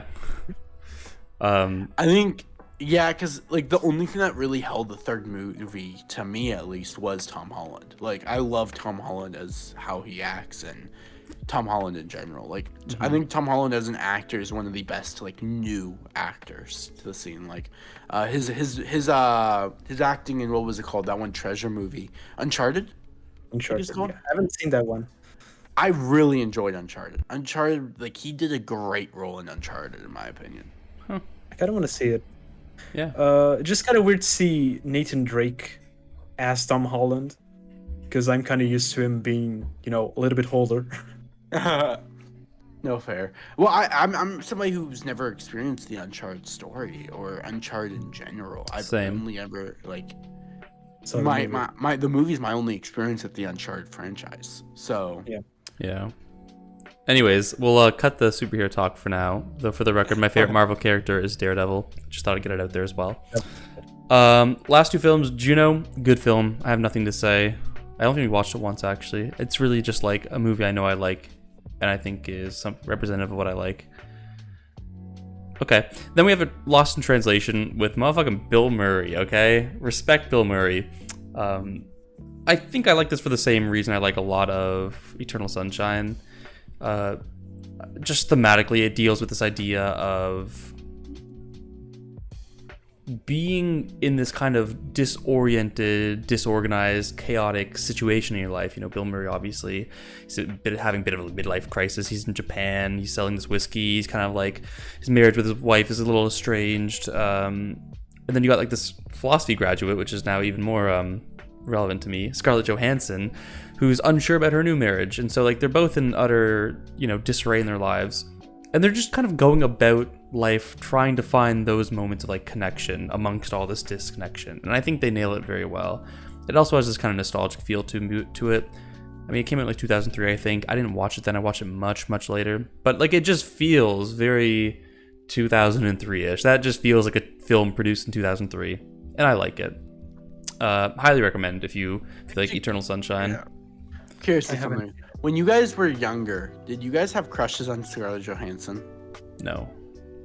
Really? No, because I think the first movie that I saw of Scarlett Johansson was, I don't know, it was like 2010 or something. By that time, I was already like 18. Oh, okay. Fair.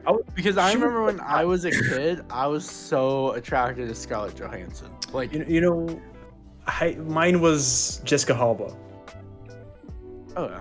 Okay. Like, as a child, I just like I remember seeing Scarlett Johansson. I think the first role I actually saw her in was Iron Man 2, and that's like ancient. Like that's so long ago. Like that's I think that for might me at least. Yeah, that might have been the first time I seen her too. But I would have been older by then. Also, Iron Man 2 was a 2010 movie, so I was like 6 or 7.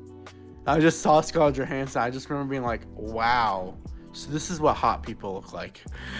I was pretty like, I had cartoon crushes, but like, I don't think I had actress crushes until I watched Scott Pilgrim vs. the World and I saw Mary Winstein play Ramona Flowers. I had a massive phase with like Scott Pilgrim, but that's just like so in the past. Like, I cringe thinking about it now. You know what I mean? Like of how young that was. But I kind of had with Emma Watson and the Harry Potter movies because again she was growing with me. I guess she was just a year older, I think, than me. Okay. So whenever a new movie came out, she was just like the perfect age for me to be like, she is hot. Yeah. Anyways. Okay, that's my 3x3. We did it in an hour and 18. Okay, a little bit of redemption for. I actually think my last 3x3 in the last episode went by. It was a lot longer than I think it was ultimately. So. Yeah. Last time my 3x3 was like half of the thing, and I think that's because of the FNAF derailment mostly. Yeah, the FNAF derailment was like 15 minutes long. Was the FNAF derailment in your section or my section? I think it was in Doofy's. I think it was mine, wasn't it? Yeah. Then I don't know why mine is so big. Well, that's why mine is as big as it is. That's why I got that much life in it because of the FNAF. I don't know why yours was so long, Crash. I think mine was the longest because I think mine lasted an hour and a half. No, I think Crash's was. I think Crash's is always the longest because he's usually like the middle person. I think it depends. It really depends. Because I think in the first episode, Crash. No, I can't tell anymore. Anyways, who's going next, boys? Should we? I shall go next. Yeah. Okay. Crash, you've been delegated to the last because of. We gotta make yours shorter. Yeah, exactly. We gotta force you into a shorter time. Also, all right, guys. Can I just look at the time? I think we can only do movies. I was literally about to say that. You're reading my mind. You're actually crazy. Yeah, I was literally just like, I think we can probably only do the films today. Yeah. I really thought I'd have nothing to say about any of these, but I think the Spider-Man derailment. Yeah, you did say that. You were like, "Oh, I'm not gonna have anything to say about all these movies." And an hour and 20 minutes later. Yeah. Well, to be fair, we didn't even start talking about my list for 20 minutes in because we were talking about the Bible. But True. But anyways, who brought that up? It true. was you. True. All right, I'm looking at your All list, So I got my 3x3s here. and I've only seen 2 of them also. So. I've seen 3. Which? Oh, which I've seen 3 actually. I've seen JJK Whoa, Zero. Let me guess. Whoa, let me guess. Okay. I think you've seen JJK Zero because Yes. you just said so. Yeah. A Silent Voice. Yeah. And the Demon Slayer movie. Nope. The Joker. Nope.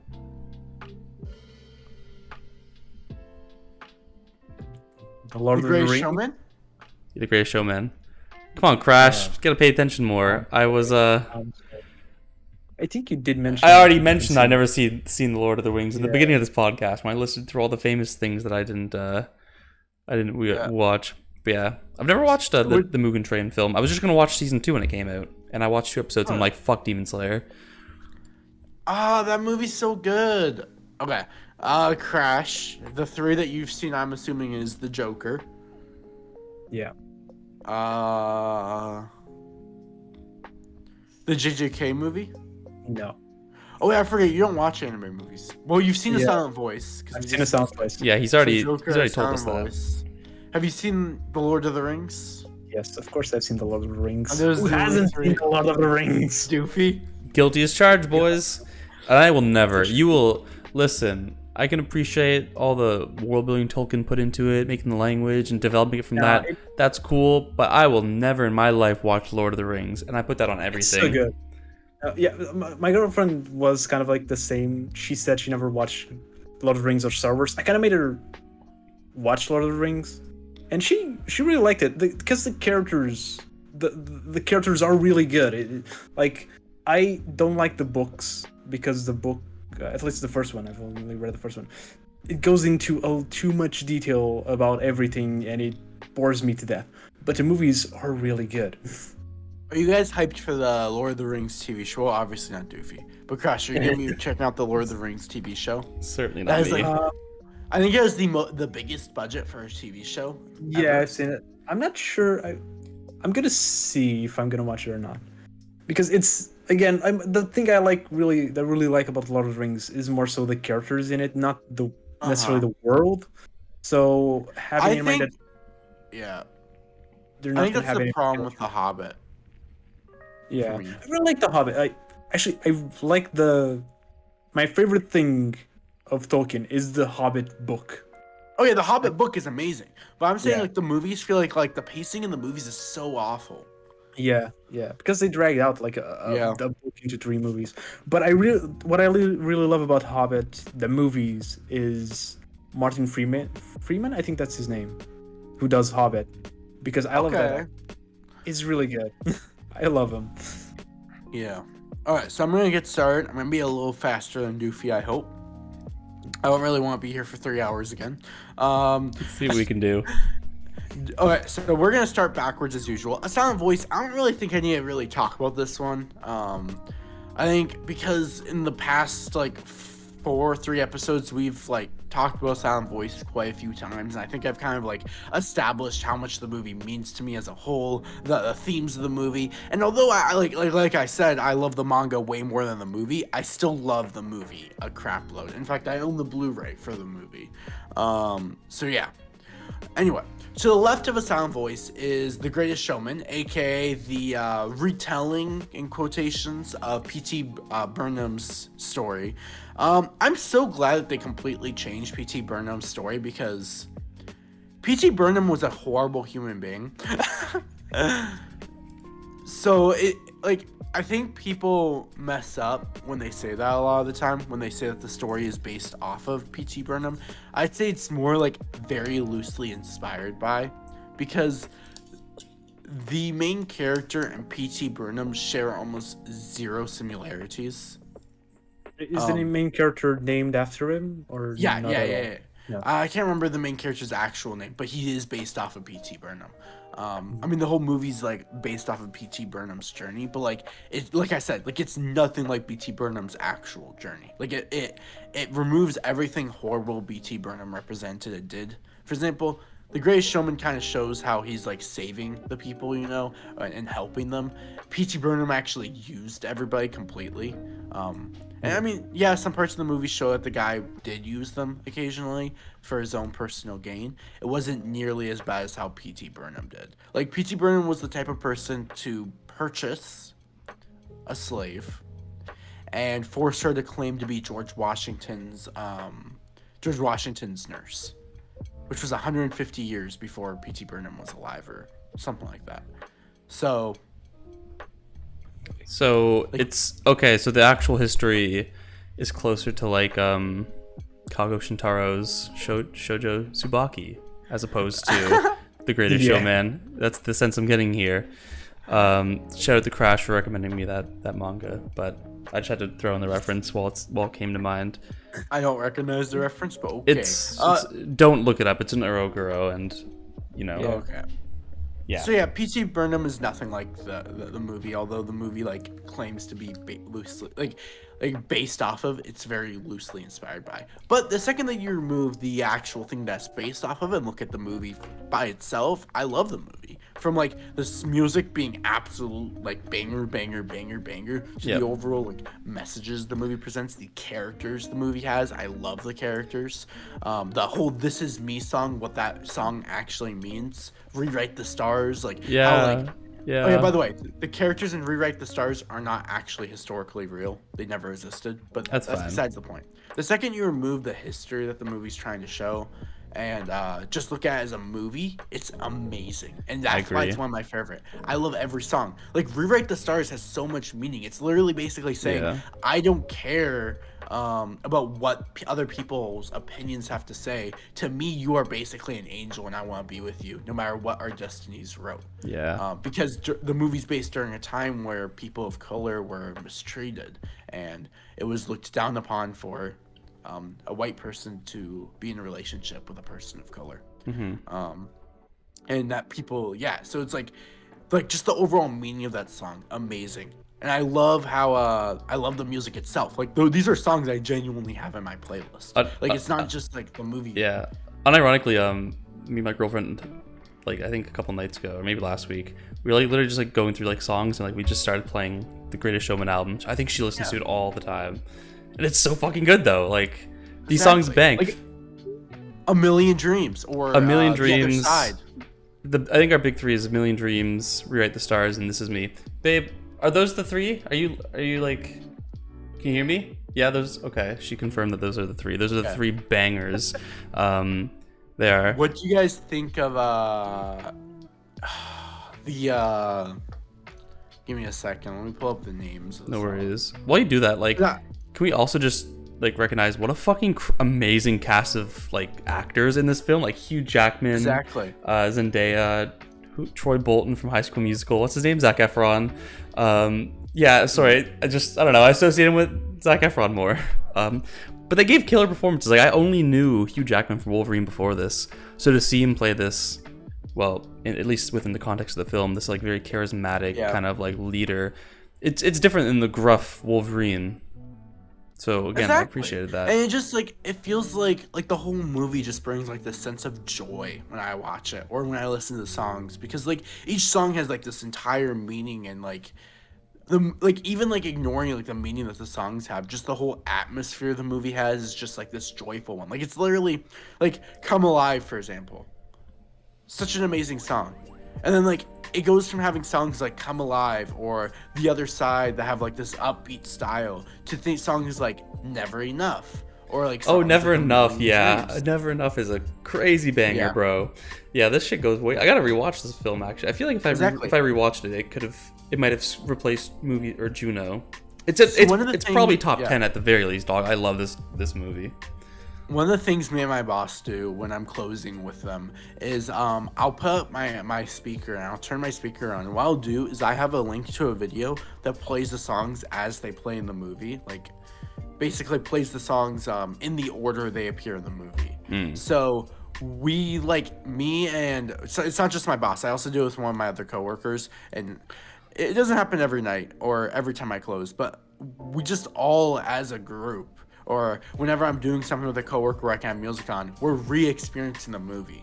Like if I count every time I listen to every song in the movie, as a rewatch, which it isn't, it would be like in the hundreds. Yeah. Like, and then at the same time, like the movie itself is just great to watch in general because like the movie itself is really really good with the acting, and that's my problem with musicals. Usually, my problem with musicals is usually it's just music, and I don't like that. I like having like the story inside the songs, yes, and I like the story being presented through the songs, but I like having a bit of words after every song. Like in my opinion, things like that one show, Hamilton. I think Hamilton has too much music, personally. That's why you need to watch Tick Tick Boom. Yeah. Also a great I'm balance Tick, of the two. Yeah. But yeah, I just think as a whole, The Greatest Showman is like the perfect balance of that, and the actor's just phenomenal. And when you look at it as just a movie, it has to be like top 3 movies for me. So, Nice.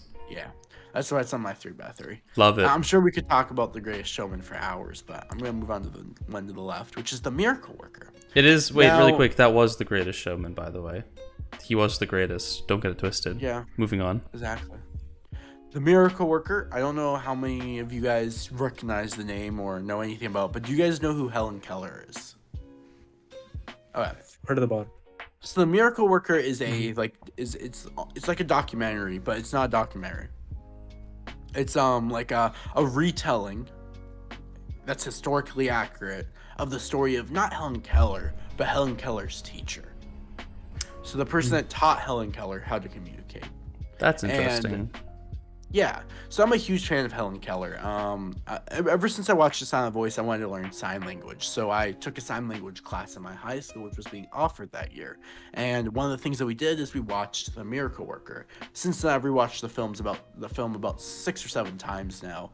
But it's just a really good story of how this person has like this patience to like not treat this individual like she isn't a human being, and to treat this like individual that she is human. And I'm sure you could say some of the things she does can go a bit too far at times, which is a totally fair statement. I mean, like, this person is blind, Helen Keller couldn't do these things, but because of how harsh the teacher was, Helen Keller was then able to communicate. She was able to eat like every other person, because the family was so lenient to Helen Keller that they let her do whatever she wanted to do. Huh. So like it introduces this interesting concept. Now I will admit, some of the things as you watch it, you're like, okay, this is a bit far. I feel kind of bad for Helen Keller, but at the same time, because these things were done, now Helen Keller was able to write all these books. She was able to fight against racism. She was able to do all these small things that were so impactful for the time. Set up things that to this day are still affecting our lives. So yeah, just an interesting movie, I'd say, all around. I think there's a colored version and a black and white version. It's a really old movie. But yeah. I appreciate that it takes. I think it's one thing to do like a bio flick on some historical character and follow their life, but to take the perspective of just like an onlooker of that character, I think that's more interesting, because you have to look more into. Yeah. Because obviously we look at a lot of historical figures now in a much brighter light because we have more context, we can see their influence, but like in the moment a lot of historical characters are like hated, or there's totally different impressions of them. So adopting that perspective and basing a film on that, I think, is just creatively a little more interesting. So I think on principle, I'm into this. And it's Disney, it seems, right? Yeah. Yeah. It says Disney. Yeah. Disney's. I don't know if that's the remake or if both of them are by Disney. I like the original better. I just put the first picture that popped up. Fair. The original's not by Disney, so the one I watched is actually not the Disney version, so that's a lie. Oh, fair. I don't know if it's literally the same film, just like with different actors and stuff, but I'll have to take a look. But like the original's black and white, and like it just shows things from a very interesting perspective as like this teacher. Like I'll show just a random image of it. Just shows things from a very interesting perspective. Oh, as you, like, okay. watch her like learn how to like figure stuff out through this teacher. Like the teacher's the main character. Mm-hmm. But yeah, very good movie, very enjoyable. A great way to learn about like history with like such an important person. Yeah, I really appreciate like a lot of like films based on real life that are actually accurate. So yeah, Not to say that Like I said, you can take inspiration and like you can change it for the sake of making a better film, and I think that's fine. But like that, I don't know. Ones that are actually based on real life are, I don't know. They intrigue me a little more because there's more impact to them. There's more oomph. Yeah. Sometimes it's it's a hard good- to know. Exactly. it's a good contrast, I think, to like The Greatest Showman, because like on one end I showed The Greatest Showman as a film that, as a historical film, it failed in every sense of the word, but as a film it succeeded in every sense of the word. And then we have The Miracle Worker, which historically it's phenomenal. Again, I actually prefer The Greatest Showman over The Miracle Worker any day, but the Miracle Worker is just such a great film that's like impacted me as an individual, so I really enjoy it. So I throw it on there. Directly above The Miracle Worker is Hereditary. Have either of you guys heard of Hereditary? I've heard of it and I want to watch it, but I just have yet to. I don't think I have. It is freaky, but it is phenomenal. I don't want to spoil either of you guys because of how great of a film it is, but watch it. Don't stop watching it. It might have a little slow start, but like keep going because it is the way it.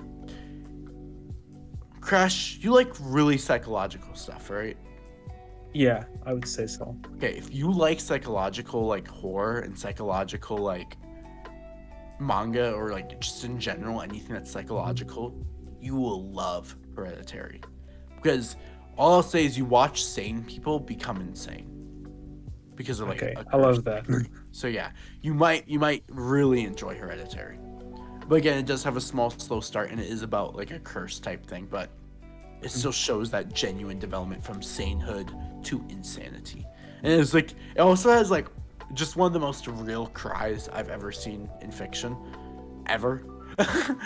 And like the actors are so like dedicated to their craft. Again, I'm not gonna spoil anything. All I'm gonna say is there is one broken nose, and the actor genuinely broke his nose for the scene. Yikes. I love the commitment, but damn. Yeah. For real. So it's insane. So it I love seems. those movies, Yeah. personally. So yeah, check it out. To the right of it, we have JJK0.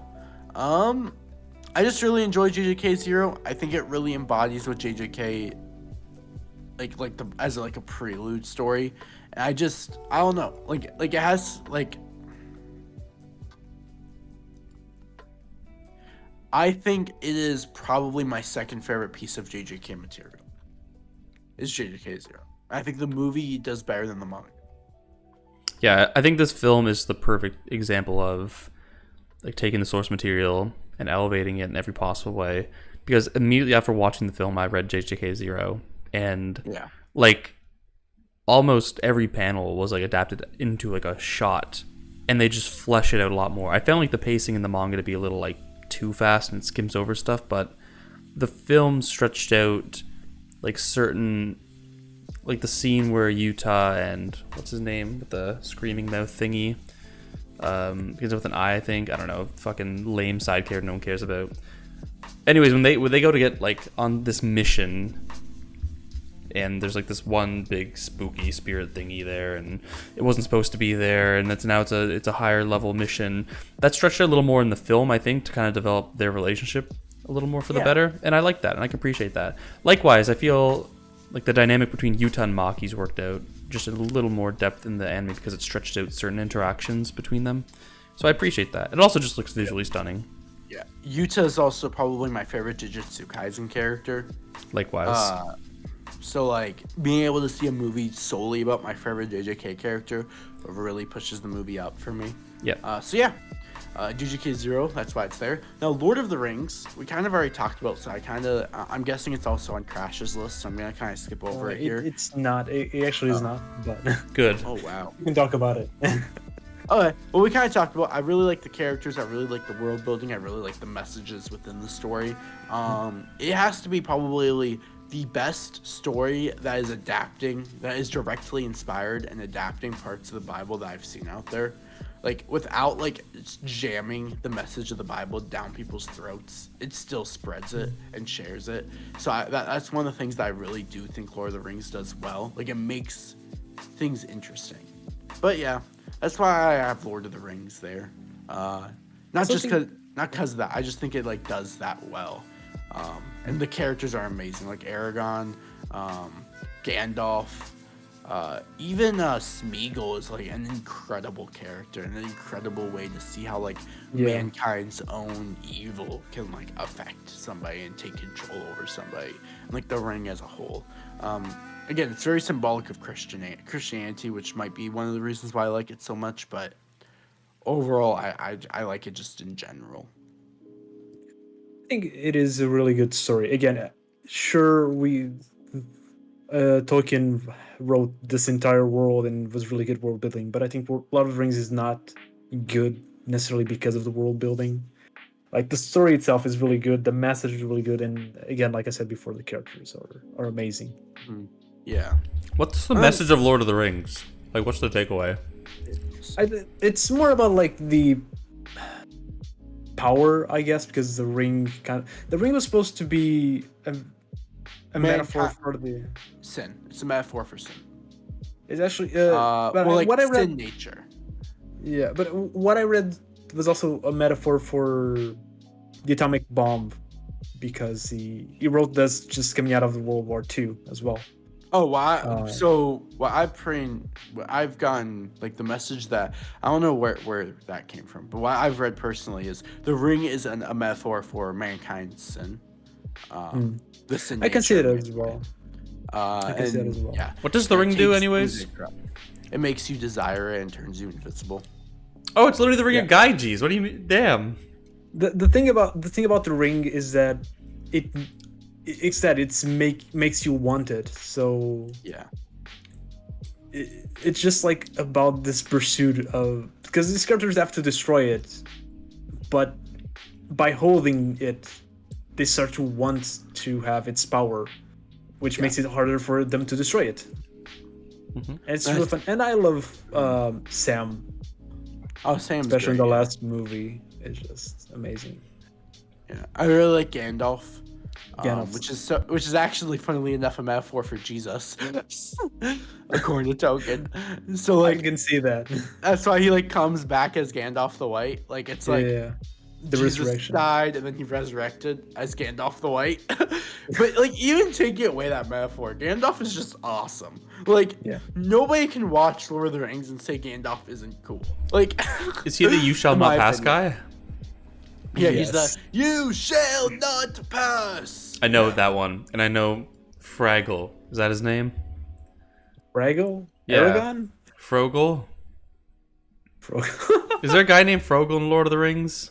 Frodo. Frodo. Oh, Frodo. That's Frodo. What's that's the main character? Elijah Wood. He's the guy that's taking the ring to destroy it. Yeah. Fraggle. Anyway, above Lord of the Rings, which is a genius masterpiece, we have The Last Samurai. I don't really remember this movie. I just watched it 4 times when I was a kid, so I put it there. I remember liking it a lot. It's like this guy that gets like stuck in like a bunch of samurai, and then there's like white men with machine guns trying to exterminate the samurai. And so he and a bunch of samurai attack the white man with guns, and he's a white man, but then they lose, and he becomes the last samurai. Yay, white man. Very cool, very nice. Sorry, I was just eating some wings in the intermittent. 3 white guys in the podcast talking about.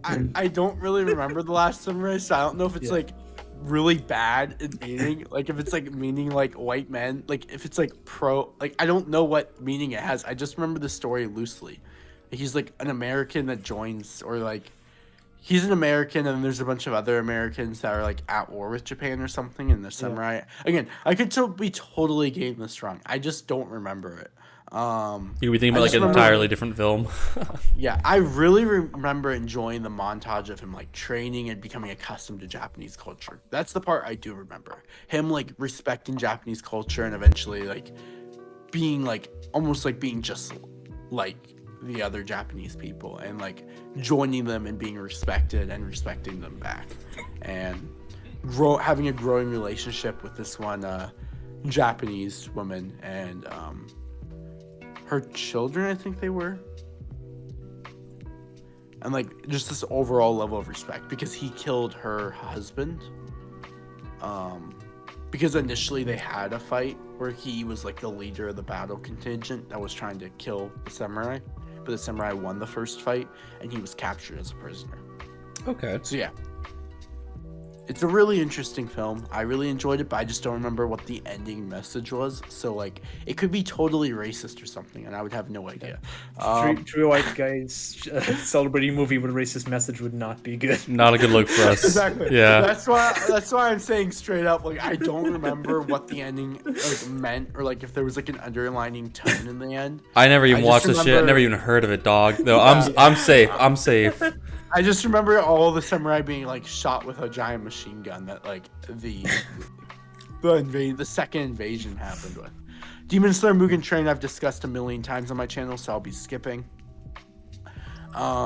Joker.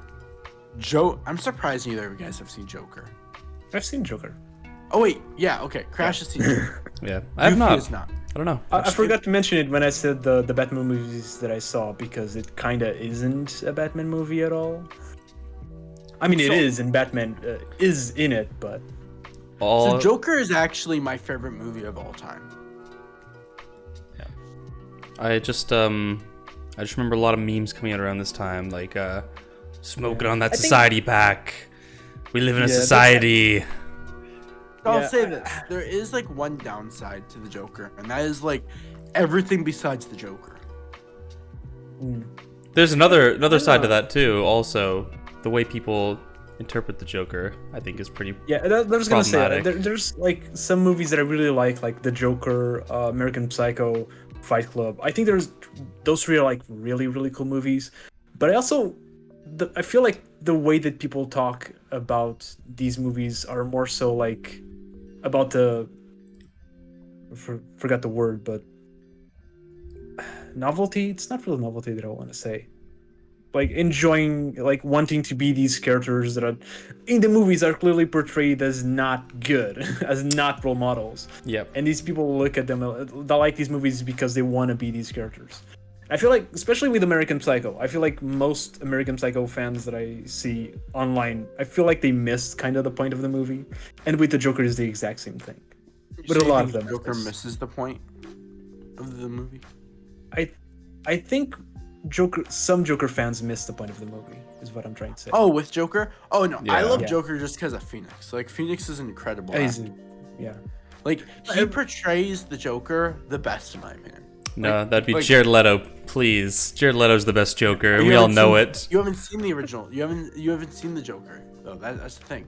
Yeah. Like, I'm telling you, It was a check out joke the joke. because I think that Jared Leto is a very bad portrayal based on everything I've seen. I've never watched that film either. Suicide Squad. What did he? bad. Didn't he have something written on his Yeah, forehead yeah, or yeah. something? What was it? That's Do you from remember? the comics, though, I think. Oh, that's craziness. We used to make fun of laugh that. Or, ha, ha, ha, or Isn't he something. like from the Suicide Squad Joker? I can't remember. Yeah. Yes. That's Okay. the one. Yeah. Alright. So yeah. So overall, I just genuinely believe like Phoenix has the best portrayal of Joker ever. Just watching as Joker goes from this insane being to being even more insane is just phenomenal. Like you literally see a mentally man go insane, and it's just from start to finish. I love it. It really like whenever you think of Joker and what you think makes up Joker, like really defines this film and like defines him as an actor. Everything, again, like I said, everything else is not the greatest, but in my opinion, the best acting I have ever seen in fiction has been by Phoenix in the Joker. Oh, so you like it more than Heath Ledger's? Yes, by far. Like the acting Phoenix does in this movie is the best acting I've ever seen in anything. Not just for Joker, for any character in any form of media. Interesting. So yeah. It's a big question. I've never thought about that before. I can kind of agree. I won't say he's my favorite actor, but yeah, I can kind of agree. And Joker was almost in my 9x9, so. Yeah, like just how he portrays Joker is brilliant. Like I said, everything else the film has weak points in, but just Joker himself and the acting of Joker has to be phenomenal. I would rewatch this movie in a heartbeat. But yeah. I really like the rest of the movie as well. I like the psychological nature, like Yeah, what I I really I like said, is Crash. I like the other angles of the movie, like that have to do with Joker. I'm saying like the weak points are like how the police are handled, how the other characters are handled besides Joker. I see. But yeah, everything like that's what I mean by everything else. I do like the psychological nature, the whole like atmosphere the movie has, and I just think its strongest point is Phoenix's acting. Yeah, I can agree with that. Yeah. I'll watch it eventually because I have a vested interest in the Batman universe. So What I found really confusing is that we got this movie, we got the Batman, and we also have the Batman of Justice League. And all three of these are like different timelines, or not. They're not related at all. It feels a bit confusing that since they all came out around the same time. yeah, dude, the DCCU is an absolute fucking shambles. All I care at this point is like they've confirmed farther Batman films, right? Like the Robert Pattinson one. I thought. Anyways, I think there's gonna be another. I think there's gonna be a Joker 2 and a Batman 2. That's all I care about. Like honestly, at this point, fuck the DCCU. It's been in shambles since day one. I mean, they had Wonder Woman. They had Aquaman. But like, I don't know. Like, is Man of Steel in this or not? Like, I don't know, because Man of Steel kind of came out before they decided the DCCU. But then they did like Batman versus Superman, which obviously implies like Man of Steel. So it's like.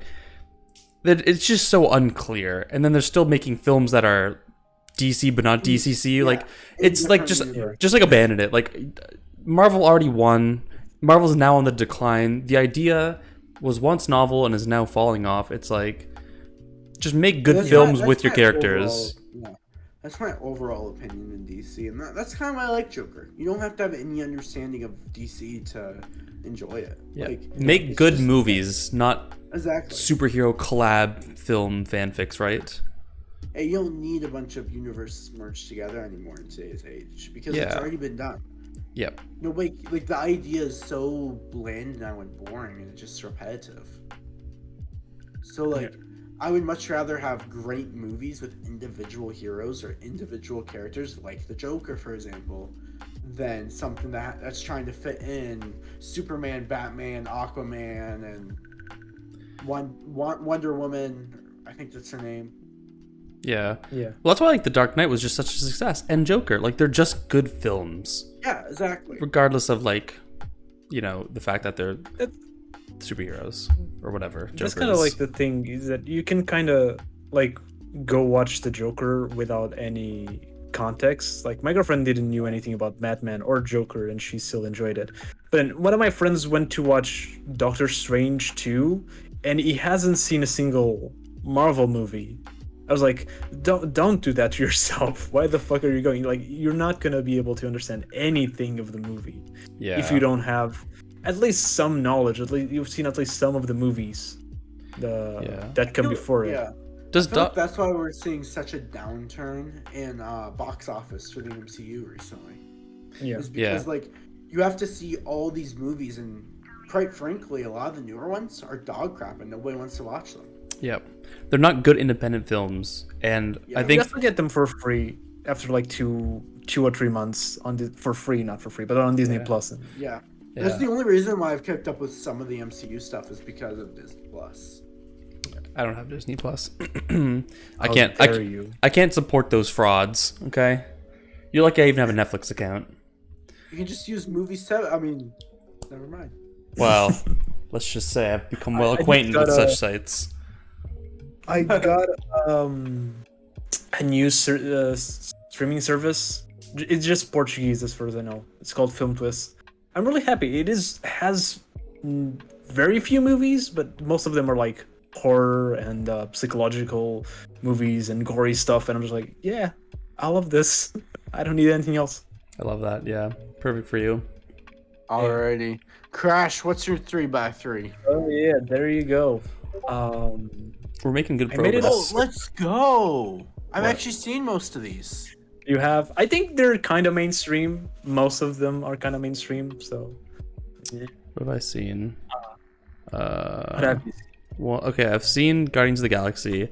I've seen the South Park film. Love that. Lion King. That's it. Yeah. Okay, that's still That's still not a bad. good That's list. like 4. That's 3.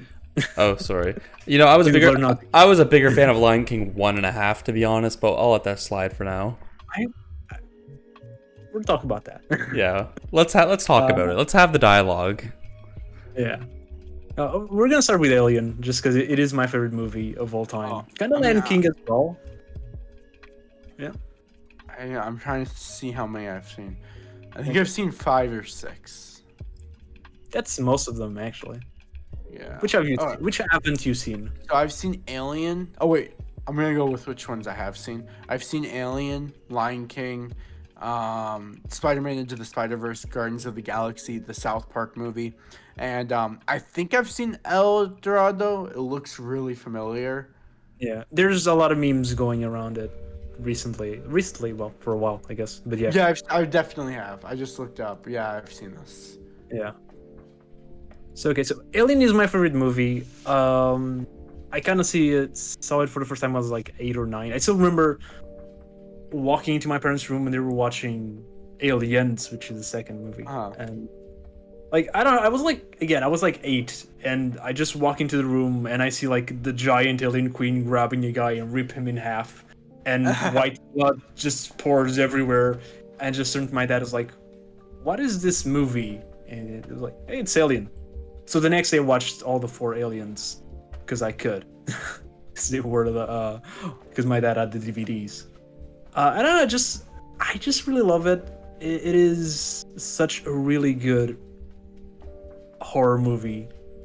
It's simple. It is like 8 people are locked in a spaceship and there's a monster after them.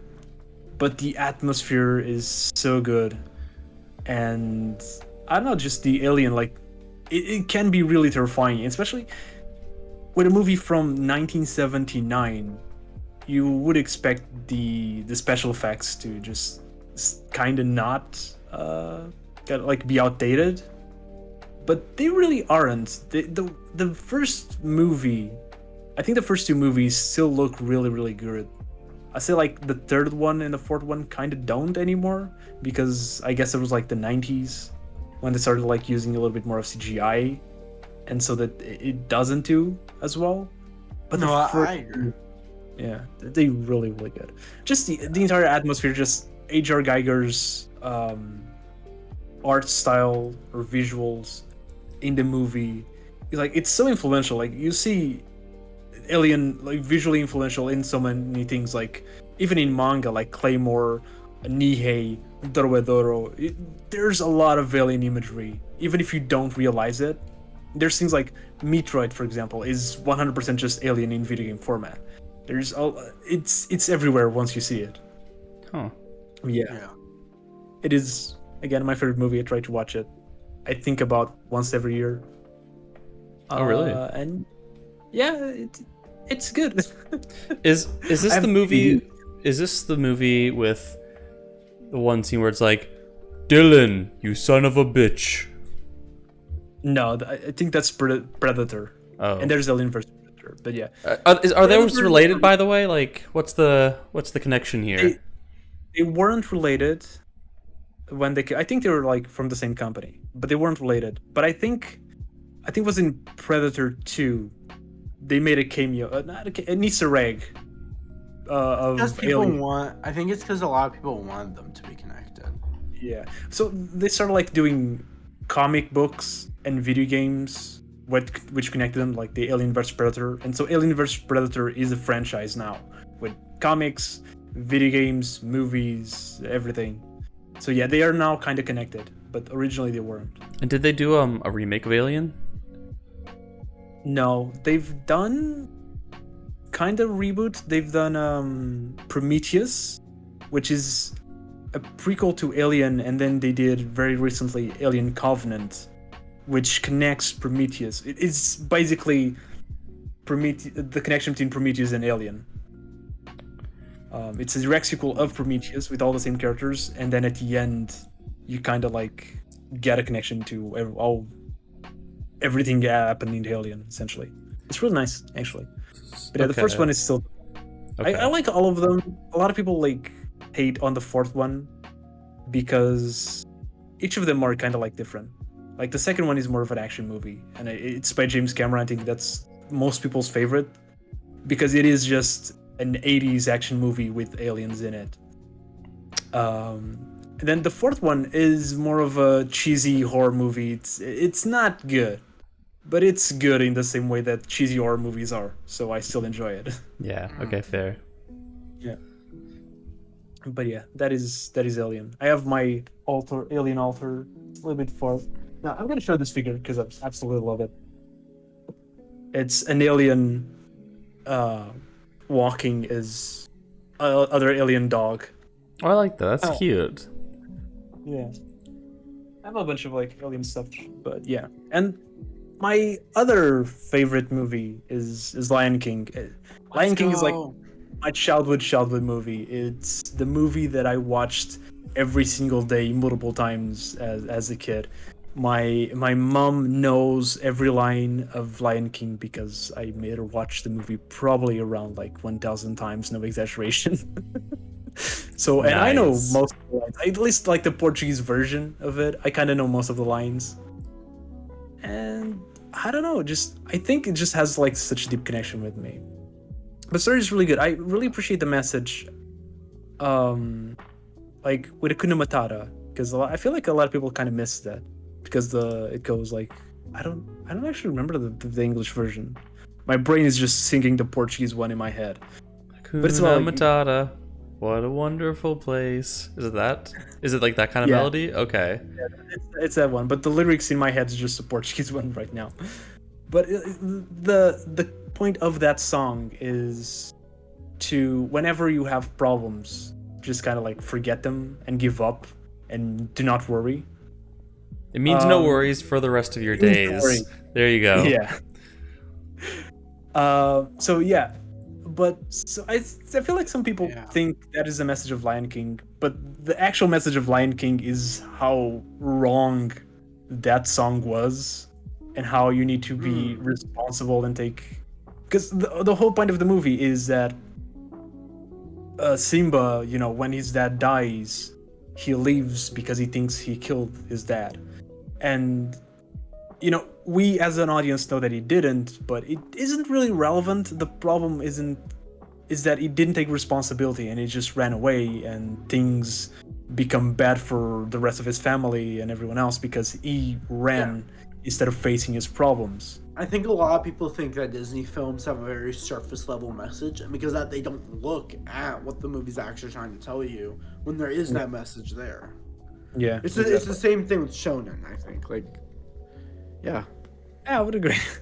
Like a lot of people think because Shonen's made for teenagers, there's no deeper message. Just like Lion King, a lot of people think since it's made for kids, there's no deeper message, when both are like completely wrong. Yeah. Unfortunately, Lion King 1.5 is better though, so because Timon and Pumbaa are the fucking goats, okay? And God, they can tell a story.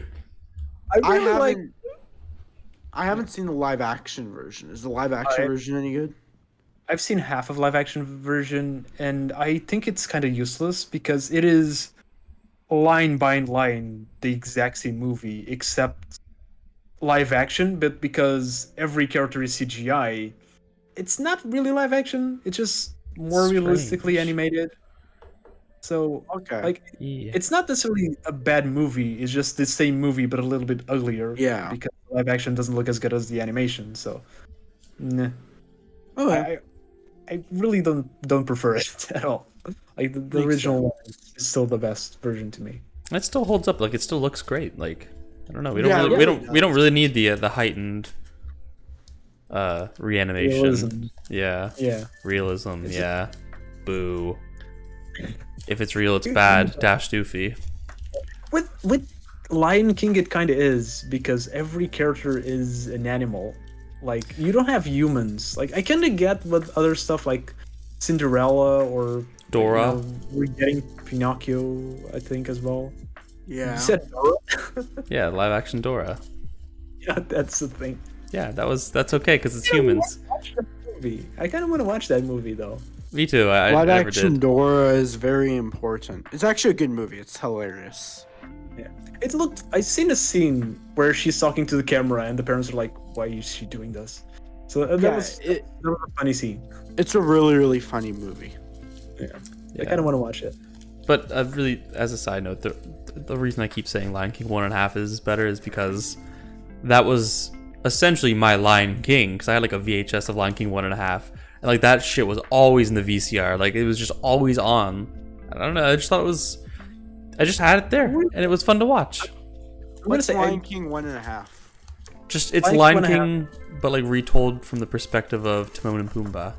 Yeah, it's really good. I think Lion King 1.5 is so much better than Lion King 2, and part of it is because it is the exact same movie as Lion King, but with a different point of view. And it's kind of funny, like the first scene of Lion King where they all like kneel down the king, and then in Lion King at 1.5 you understand that they started kneeling because Pumbaa farted and some of them passed out. Yeah. It's a fun movie. It completely destroys any like deep message. That one doesn't. That one is just like pure comedy, but that one is Hakuna Matata is the main message. Like it's the nihilistic like foil to the actual Lion King. Yeah. But it's a really good movie. I like it, and I like the Timon and Pumbaa's TV show as well. Yeah, because that was a thing. Yeah. That was I've only ever seen Lion King 1. I've never seen Lion King 2, but I wanted to. I don't remember much of Lion King 2. I remember like the main plot, and it was like with the daughter of Simba, and I don't remember much of it. I just didn't thought it was that interesting compared to the first one. That's fair. Yeah. But then again, Lion King is the first movie I remember watching. Like, there's no life before Lion King to me. Inconceivable. Yeah.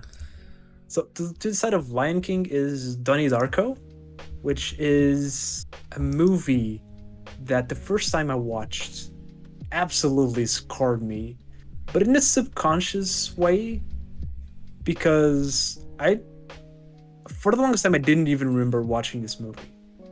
But the song, which is Mad World, which was written wasn't written, but like the most popular version of that song was written for this movie, but it's actually a cover of an older song. But that song, I think it just kind of stayed in my mind for the longest time. And then I don't know, 5-6 years later, I saw the song on an ad and just unlocked some memory in me of like the movie, like some parts of the movie and the song and the creature. And I don't know, I kind of went back to search where the song was from and came across this movie, and it's just, I don't know, it is a trip. Like, I cannot even properly tell you what this movie is about, because it is just complete insanity. It's very abstract, very spooky. It's not a horror movie, but because of the way everything happens, it is probably scarier than any horror movie that I've ever seen. And yeah, it's just, I don't know, it's about this guy, which is called Donnie Darko, that starts seeing this creature everywhere, and then he doesn't really know what's real and what's not. And then there's time travel there as well. Like, I feel like the lore, if I stop and just think about the lore, it's probably a horror movie, a horrible movie, but I don't know, just the entire atmosphere of the movie it's fantastic. Again, it just left me something inside for so long. And it certified me Jake Gyllenhaal as my favorite actor. Oh, because interesting. I think this is not his first movie, but it's one of his first. And any movie that not any movie, but most of movies by Jake Gyllenhaal are amazing. So, fair enough. Literally all I know about Donnie Darko is that, like, a couple of my best friends love it. It's got like this cult following, it seems, and it had a Warzone crossover. I've never heard of really? it. Yeah, Like, at all. like the creature from Donnie Darko was like a skin in Warzone. It was very creepy. Okay. I don't think it's really that well. Again, it's a cult movie. I think there's a group of people who really love it, and then nobody else talks about it. It does have a sequel, I think, but I haven't seen it. Like most sequels is probably horrible. Yeah, especially like sequels of these kind of movies, like horror movies and things like that. Yeah. They're kind of just made to appeal to the small cult following. Yeah. Well, like, I never understand the sequels for these movies because it's obviously money. Because usually, I mean, I don't know this movie, but like with most movies that there's like I'm guessing it's somewhat similar to where like after this movie everything was kind of like concluded to a degree. Yeah. Yeah. So like, 100%. what's the point of making another movie if the story has already had its conclusion? And it's a sequel. It's one of those sequels where they didn't even get the main character back because they probably couldn't get the actor. Oh damn. So it's about I think it's about his sister. So that's how they make the connection. That sounds like a sequel movie to me. Yeah, exactly. Like, for example, take something like Boruto. I actually somewhat think Boruto's pretty interesting because Boruto like has its own dynamic. Even though the story of Naruto is complete, it has its own fun. You know what I mean? But most sequel like series or movies, I just don't enjoy because there's no reason why it should exist.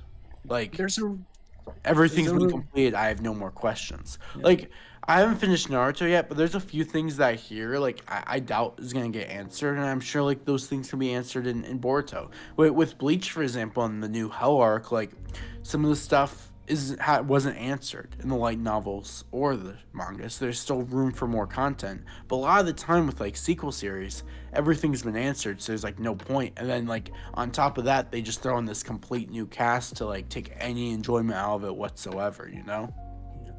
That's why I feel like there's two kind of sequels that can work. One of them is like Lord of the Rings, because Lord of the Rings sequels, they're just the rest of the movie. Yeah, it's just like the 3 movies are one movie, and then other one. Those are good. I like those are really good. And then like for example, Alien and Aliens, which is a sequel, also really work. But I think that's because Aliens kind of is its own thing, but it's like it's completely different from the first one. You can enjoy the first one, you can enjoy the second for different reasons, but like it's a good movie on its own. Yeah, it's not a cash grab. They're actually making a quality movie and quality product. Yeah. With others, I don't. There's many that are just like trying to be the same movie because that's what people liked. Yeah. And I think Mr. Morge did a really good video on why sequels don't work. And essentially, wait, like Mr. Mojang, like Mr. Mojang, the Raid Will Fail guy. Yeah, I never knew how to say his name. I just know what it looks like, and I like to meme it. I've always called him Mr. Mojang or Mr. Morgan or Mr. Morgie. I think it's Mr. Morge. The raid will fail. Yamato will not join the crew. Kid and Law are the next Yonko. Proceed. I was like surprised you did anything when I said Mr. Morge at first. I didn't recognize the name. But yeah, unironically, I've never actually watched any of his videos either. It just adds to my lore about him. I've headcanon about Mr. Morge. Yeah, like I feel like Disney's like really well known for this. Where like they have like an amazing concept, and then they make a second movie, and the second movie is 99% of the time gosh awful. Yeah, like, because they aren't even like movie cinema theaters. They don't even go to theaters. That's what I'm trying to say. They just go to DVD a lot of times. Like Cinderella 2, released 20 or 30 years after Cinderella. Why? What's the point? Like Descendants 1 and 2 and 3 are amazing. Like, the Descendants franchise is awesome still, despite it like how its sequel like being a sequel. Like it's an actual good sequel series because there's still room to add. Like there's still story to tell and it can be fun. But then things like The Little Mermaid, for example. The Little Mermaid has a few good movies, sure. But it's always like worse than the first one. Like I don't think I don't think a single Little Mermaid film has surpassed the first Little Mermaid. Yeah, especially because those kind of movies are based on, stories and like old stories and things like that, and you're just like adding up to the lore for no reason. Exactly. Don't work. And usually they have nothing to work off of for the second film because they already used everything for the first film. Yeah. And like they already had the happy ending. What's the point in like removing that? You know, it's kind of like I don't know if any of you guys are fans of the TV series Once Upon a Time. But Once Upon a Time had a really good ending, but then decided to do a new season with the main character's son as like the main character, and everybody hated it. Like everybody realized like it was trash, and everybody just like there's 7 seasons or 8 seasons, but nobody considers the last season to be part of the series. We just like the fandom just like mentally ignores its existence because of how horrible it was. Yeah, that's the same with Scrubs. Scrubs ends in the last episode of the 8th season. Like every plot ends there. They have like this beautiful ending, one of the best endings I've seen in a TV show. I haven't seen many TV shows, but that is definitely my favorite. Really beautiful. And then then the rights were bought by another TV channel, and they made a new season with only other characters. And I haven't seen that new season because I just can't ruin the ending of the season 8. Oh, yeah, no fair. Anyway, back to the 3x3. Back to 3x3. So afterwards, we've got arguably not a movie, Bo Burnham Make Happy. This is a stand-up comedy. The reason why I included here is because I just want to talk about Make Happy. So Bo Burnham actually got kind of popular recently with his 2020 Inside. Not sure if you guys heard about it. By Netflix. It's a stand-up comedy, so he's again a comedian. But the key difference in Inside is that because of the pandemic, he had to do the entire movie or the entire show inside his home. So it is completely about COVID. It is very dark, honestly. It's just him slowly going insane as he tries to finish this project and just being depressed. That's kind of like one of the key things is done over the time, because if he has 3 stand-up comedies that I think are key. He has What, which is his first one. Then he has, which is like 2011 or something. Then he has Make Happy from 2015 or so, and then now he has Inside. And like What is just jokes, and the way he does it, he's not a normal stand-up comedian. He is a musician, so a lot of the stand-up there is songs, and the way that these songs are like the lyrics and everything. But he also is a performance artist. The jokes come from, you know, the lighting of the stage, or the props that he uses, or even the way that he walks and everything. It's just everything that he does, especially on What, I feel are planned perfectly to the millisecond to just deliver on laughs, and it's really good. And then Inside is different because again it's inside his house, and it just sees him like completely depressed and just talking about like problems and everything, and it's still trying to be funny, but it is mostly just really to leave you thinking about where we are in the world, and also a lot about depression and loneliness, everything like that. But then we have Make Happy, which happens in between these two. And what I like about Make Happy is that it is a stand-up comedy. It is very funny, but it starts to show these elements to him of like self-reflection, of making you think, of stopping the joke to say something like thought-provoking and then bringing it back. And I think it is just the perfect equilibrium.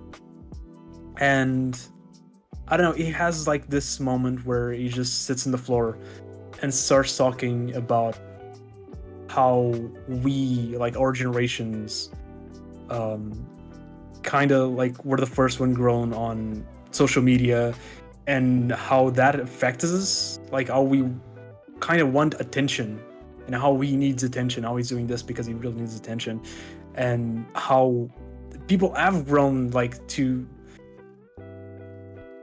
learn kind of that they are unique and they are special and they need to be heard, and everyone needs to be heard all the time, every time. I don't know, that just stick with me, man. That's kind of hit. And then at the end, the final line is just, "I hope you're happy," and the way he said it, it felt like genuine in a way that I never seen like anywhere else. So yeah, I definitely recommend checking out. It's an hour long. Okay. And it's special. I've seen like clips from What, and I mean, I guess frankly, it's just not my kind of humor. So I didn't really like it. And same with Inside. Like I've seen Inside, and I don't know. I just don't think that what I want out of a comic is in Bo Burnham. But yeah, at least the way you're describing Make Happy here, it sounds a little more. It's something I'm at least willing to go into a little more open-minded and maybe get something out of, because I think What for me was a lot of like, oh God, it's the easiest way to say it. It just feels like some kind of like corny kind of like you said, like perfectly staged little bits of humor, and like I can appreciate the showmanship, like how he integrates like the comedy with the music and the showmanship. So it's at least technically admirable at some level, but it's just not something that I guess value ultimately. But the way you've described Make Happy, at least, I think I'd be willing to give it a chance, and if it's only an hour commitment, I mean, why not, right? Yeah. That's it. It's very short, and again, I think it's my favorite comedy special. I really like watching comedy specials in general, like Kevin Hart, Louis C.K. Even though he got, he did the things. Yeah. I used to think he was really funny, but yeah, I just really like stand-up comedy. But this one is really, really special to me. So yeah, I wanted to include that. So afterwards, we got The Road to El Dorado, which is kind of Lion King 2 to me. Well, not really, because I gotten into it way later. I think it was like 11 maybe. I don't know. It's just a really fun movie about two guys, very homoerotic relationship, that try to find the El Dorado, and then they do find it really early in the movie, and what they're trying to do is like steal from the population, and it's kind of like that generic story of they are the bad guys because they want to rob from the natives and everything. But I don't know, it's just really told, because it's these two guys like slowly learning, not really like slowly, one of them kind of gets really into the culture and everything and starts befriending everyone right away, and then the other is more like, I need the money. I don't know, it's I don't know. I don't have too much to say about this movie. It's just a really good movie. The songs are great. The visual, like the animation is really beautiful. So it's by the same guys who did Prince of the, I kind of want to say Prince of Egypt. Okay, so Doofy is out for the time being. I kind of like, again, I don't have too much to say about El Dorado. So moving to Shaun of the Dead, which is a zombie movie. I've never heard of it. It's a British comedy. Have you heard of Hot Fuzz? No. No, okay. So Hot Fuzz, this is kind of like a trilogy of movies where it's 3 movies by the same director and by the same two main leads, essentially. But each movie is different, and the Hot Fuzz is kind of like the most famous one. It's about like a bunch of cops. But all of them are kind of comedy based. That one's really good because it's also like a mystery. They're trying to find who did like some crimes. This little small town that they at first think nothing happens, but then like people start dying left and right, and they need to find out who did it. And the plot twist at the end of that movie is really, really great, and dumb, but great. Then Shaun of the Dead is a parody of zombie movies, essentially. It's a parody of the name itself is a parody of another one of my favorite movies that I didn't include here because I already included this one, which is Dawn of the Dead, which is a really good zombie movie about a bunch of people being stuck in the mall, which is also the basis for Dead Rising, which is a game I really, really love as well. It's just the humor in all of these movies, all 3 of them, Shaun of the Dead, Hot Fuzz, and World's End, it's just hilarious. It's British comedy at its best. So I don't. It depends really if you like British comedy or not. But if you like British comedy, you've probably already seen Shaun of the Dead. I think it's really big there. But yeah, it's probably my favorite comedy movie. Yeah. So moving into the final row after the technical problems. Yeah. Things happen. So yeah, I have Spider-Man Into the Spider-Verse. Kinda to put all the Spider-Mans here. I really like all the Spider-Man movies, all of them. I do think that you picked the best one, though, in my opinion. I think this is the best one. I want to say like, even my least favorite is Amazing Spider-Man 1.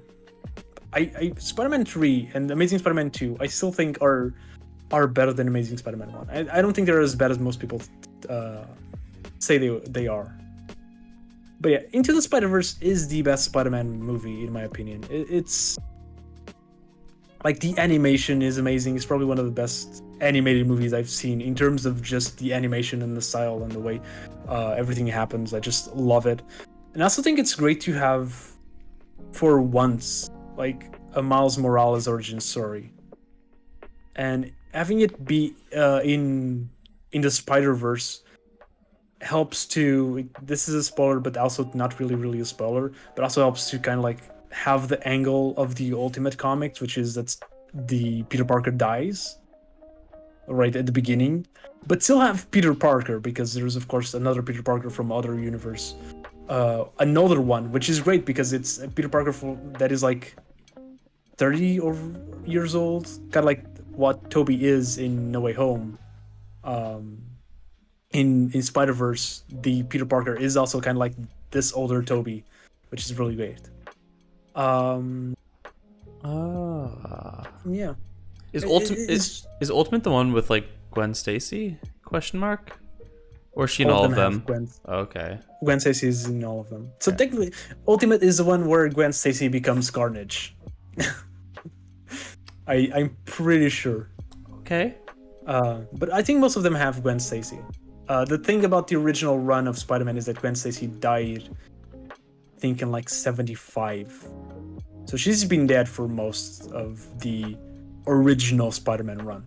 Mm-hmm. So yeah. But yeah, Into the Spider-Verse is the one with Spider-Gwen. Yes. Where she is the Spider-Man. But yeah, it's cool because we got Peter Parker. We got like I would have liked us to have more Peter Parkers. It's just kind of just because they're like in the comic version of Spider-Verse. I didn't fully read it all because it's too long, but I read a little bit of it. There's a lot of Peter Parkers from like the Ultimate and everything. And in this one we had essentially like essentially Tobey Maguire's Peter Parker young and Tobey Maguire's Peter Parker old. Essentially those were the two versions of it. Still works pretty well because it is fun to have an older Peter Parker. I think the role that he does in Spider-Verse is a lot better than what Tobey did in No Way Home. I didn't think Tobey did much in No Way Home besides complaining about his back and everything. I think his role as a kind of like a fatherly role or a teacher role, I guess, to Miles Morales works so much better in this movie. And yeah, I think Miles Morales needed a good representation in movies. And in like now we have the Spider-Man Miles Morales video game, but at the time that was released after this movie. So I think this was a movie that really helped them push into mainstream. And it's a really good character in the comics as well. So it's good to see him in the big screen. Okay. So yeah. I think I've only watched like 20 minutes of it. It was good. I was at a friend's house and like it was time for me to go home. Another way to put it. But I don't know. I'm just not super motivated to finish it for whatever reason. But I guess that's how I feel about most films. So it's no knock on Spider-Man, believe you me. I'm kind of super excited for the Across the Spider-Verse movies, part 1 and part 2 should come. What is that? I think it's the sequels, or they're gonna come. The first one is gonna come, I think, the end of the year. Oh, December, I didn't know that. If I'm not wrong. Yeah. So those are gonna be fun. Then afterwards we have Guardians of the Galaxy. We've already went on a big rant on Marvel movies, so I don't think I want to get into that again at this point. Wise decision. Yeah, but I just want to say like my favorite movies of the MCU, and I think my favorite stuff in general, like even in manga and things like that, like for example Dorado, or like in kind of like in symbol cast, stories where we get to see all these characters interact with. And I think Guardians of the Galaxy is like MCU in general. I think that's probably the reason why I like a lot of the MCU, all the Avenger movies and things like that. I really love seeing all these guys coming together and just interacting with each other and just being dumb. And I know a lot of people like kind of complain of the humor of the MCU. I absolutely love it. And Guardians of the Galaxy, for you or not for you. It's kind of yeah. And I think like Guardians of the Galaxy is kind of like the perfect movie for that kind of humor, because the characters, first of all, it has like 2 or 3 of the most hilarious characters in all of the MCU. Star-Lord, Drax, the Raccoon, Rocket Raccoon. Those are all like really fun characters. And like they just all work together really well. I think Guardians of the Galaxy 2 is also really like close to my favorite MCU movie. I just prefer the first one a little bit more, just because I like the whole part of like them getting together and starting to like interact with each other and learning how to be nicer, I guess, with each other. It was really fun. Yeah. And for the last one, I think I've put like 10 movies in here at one point or another.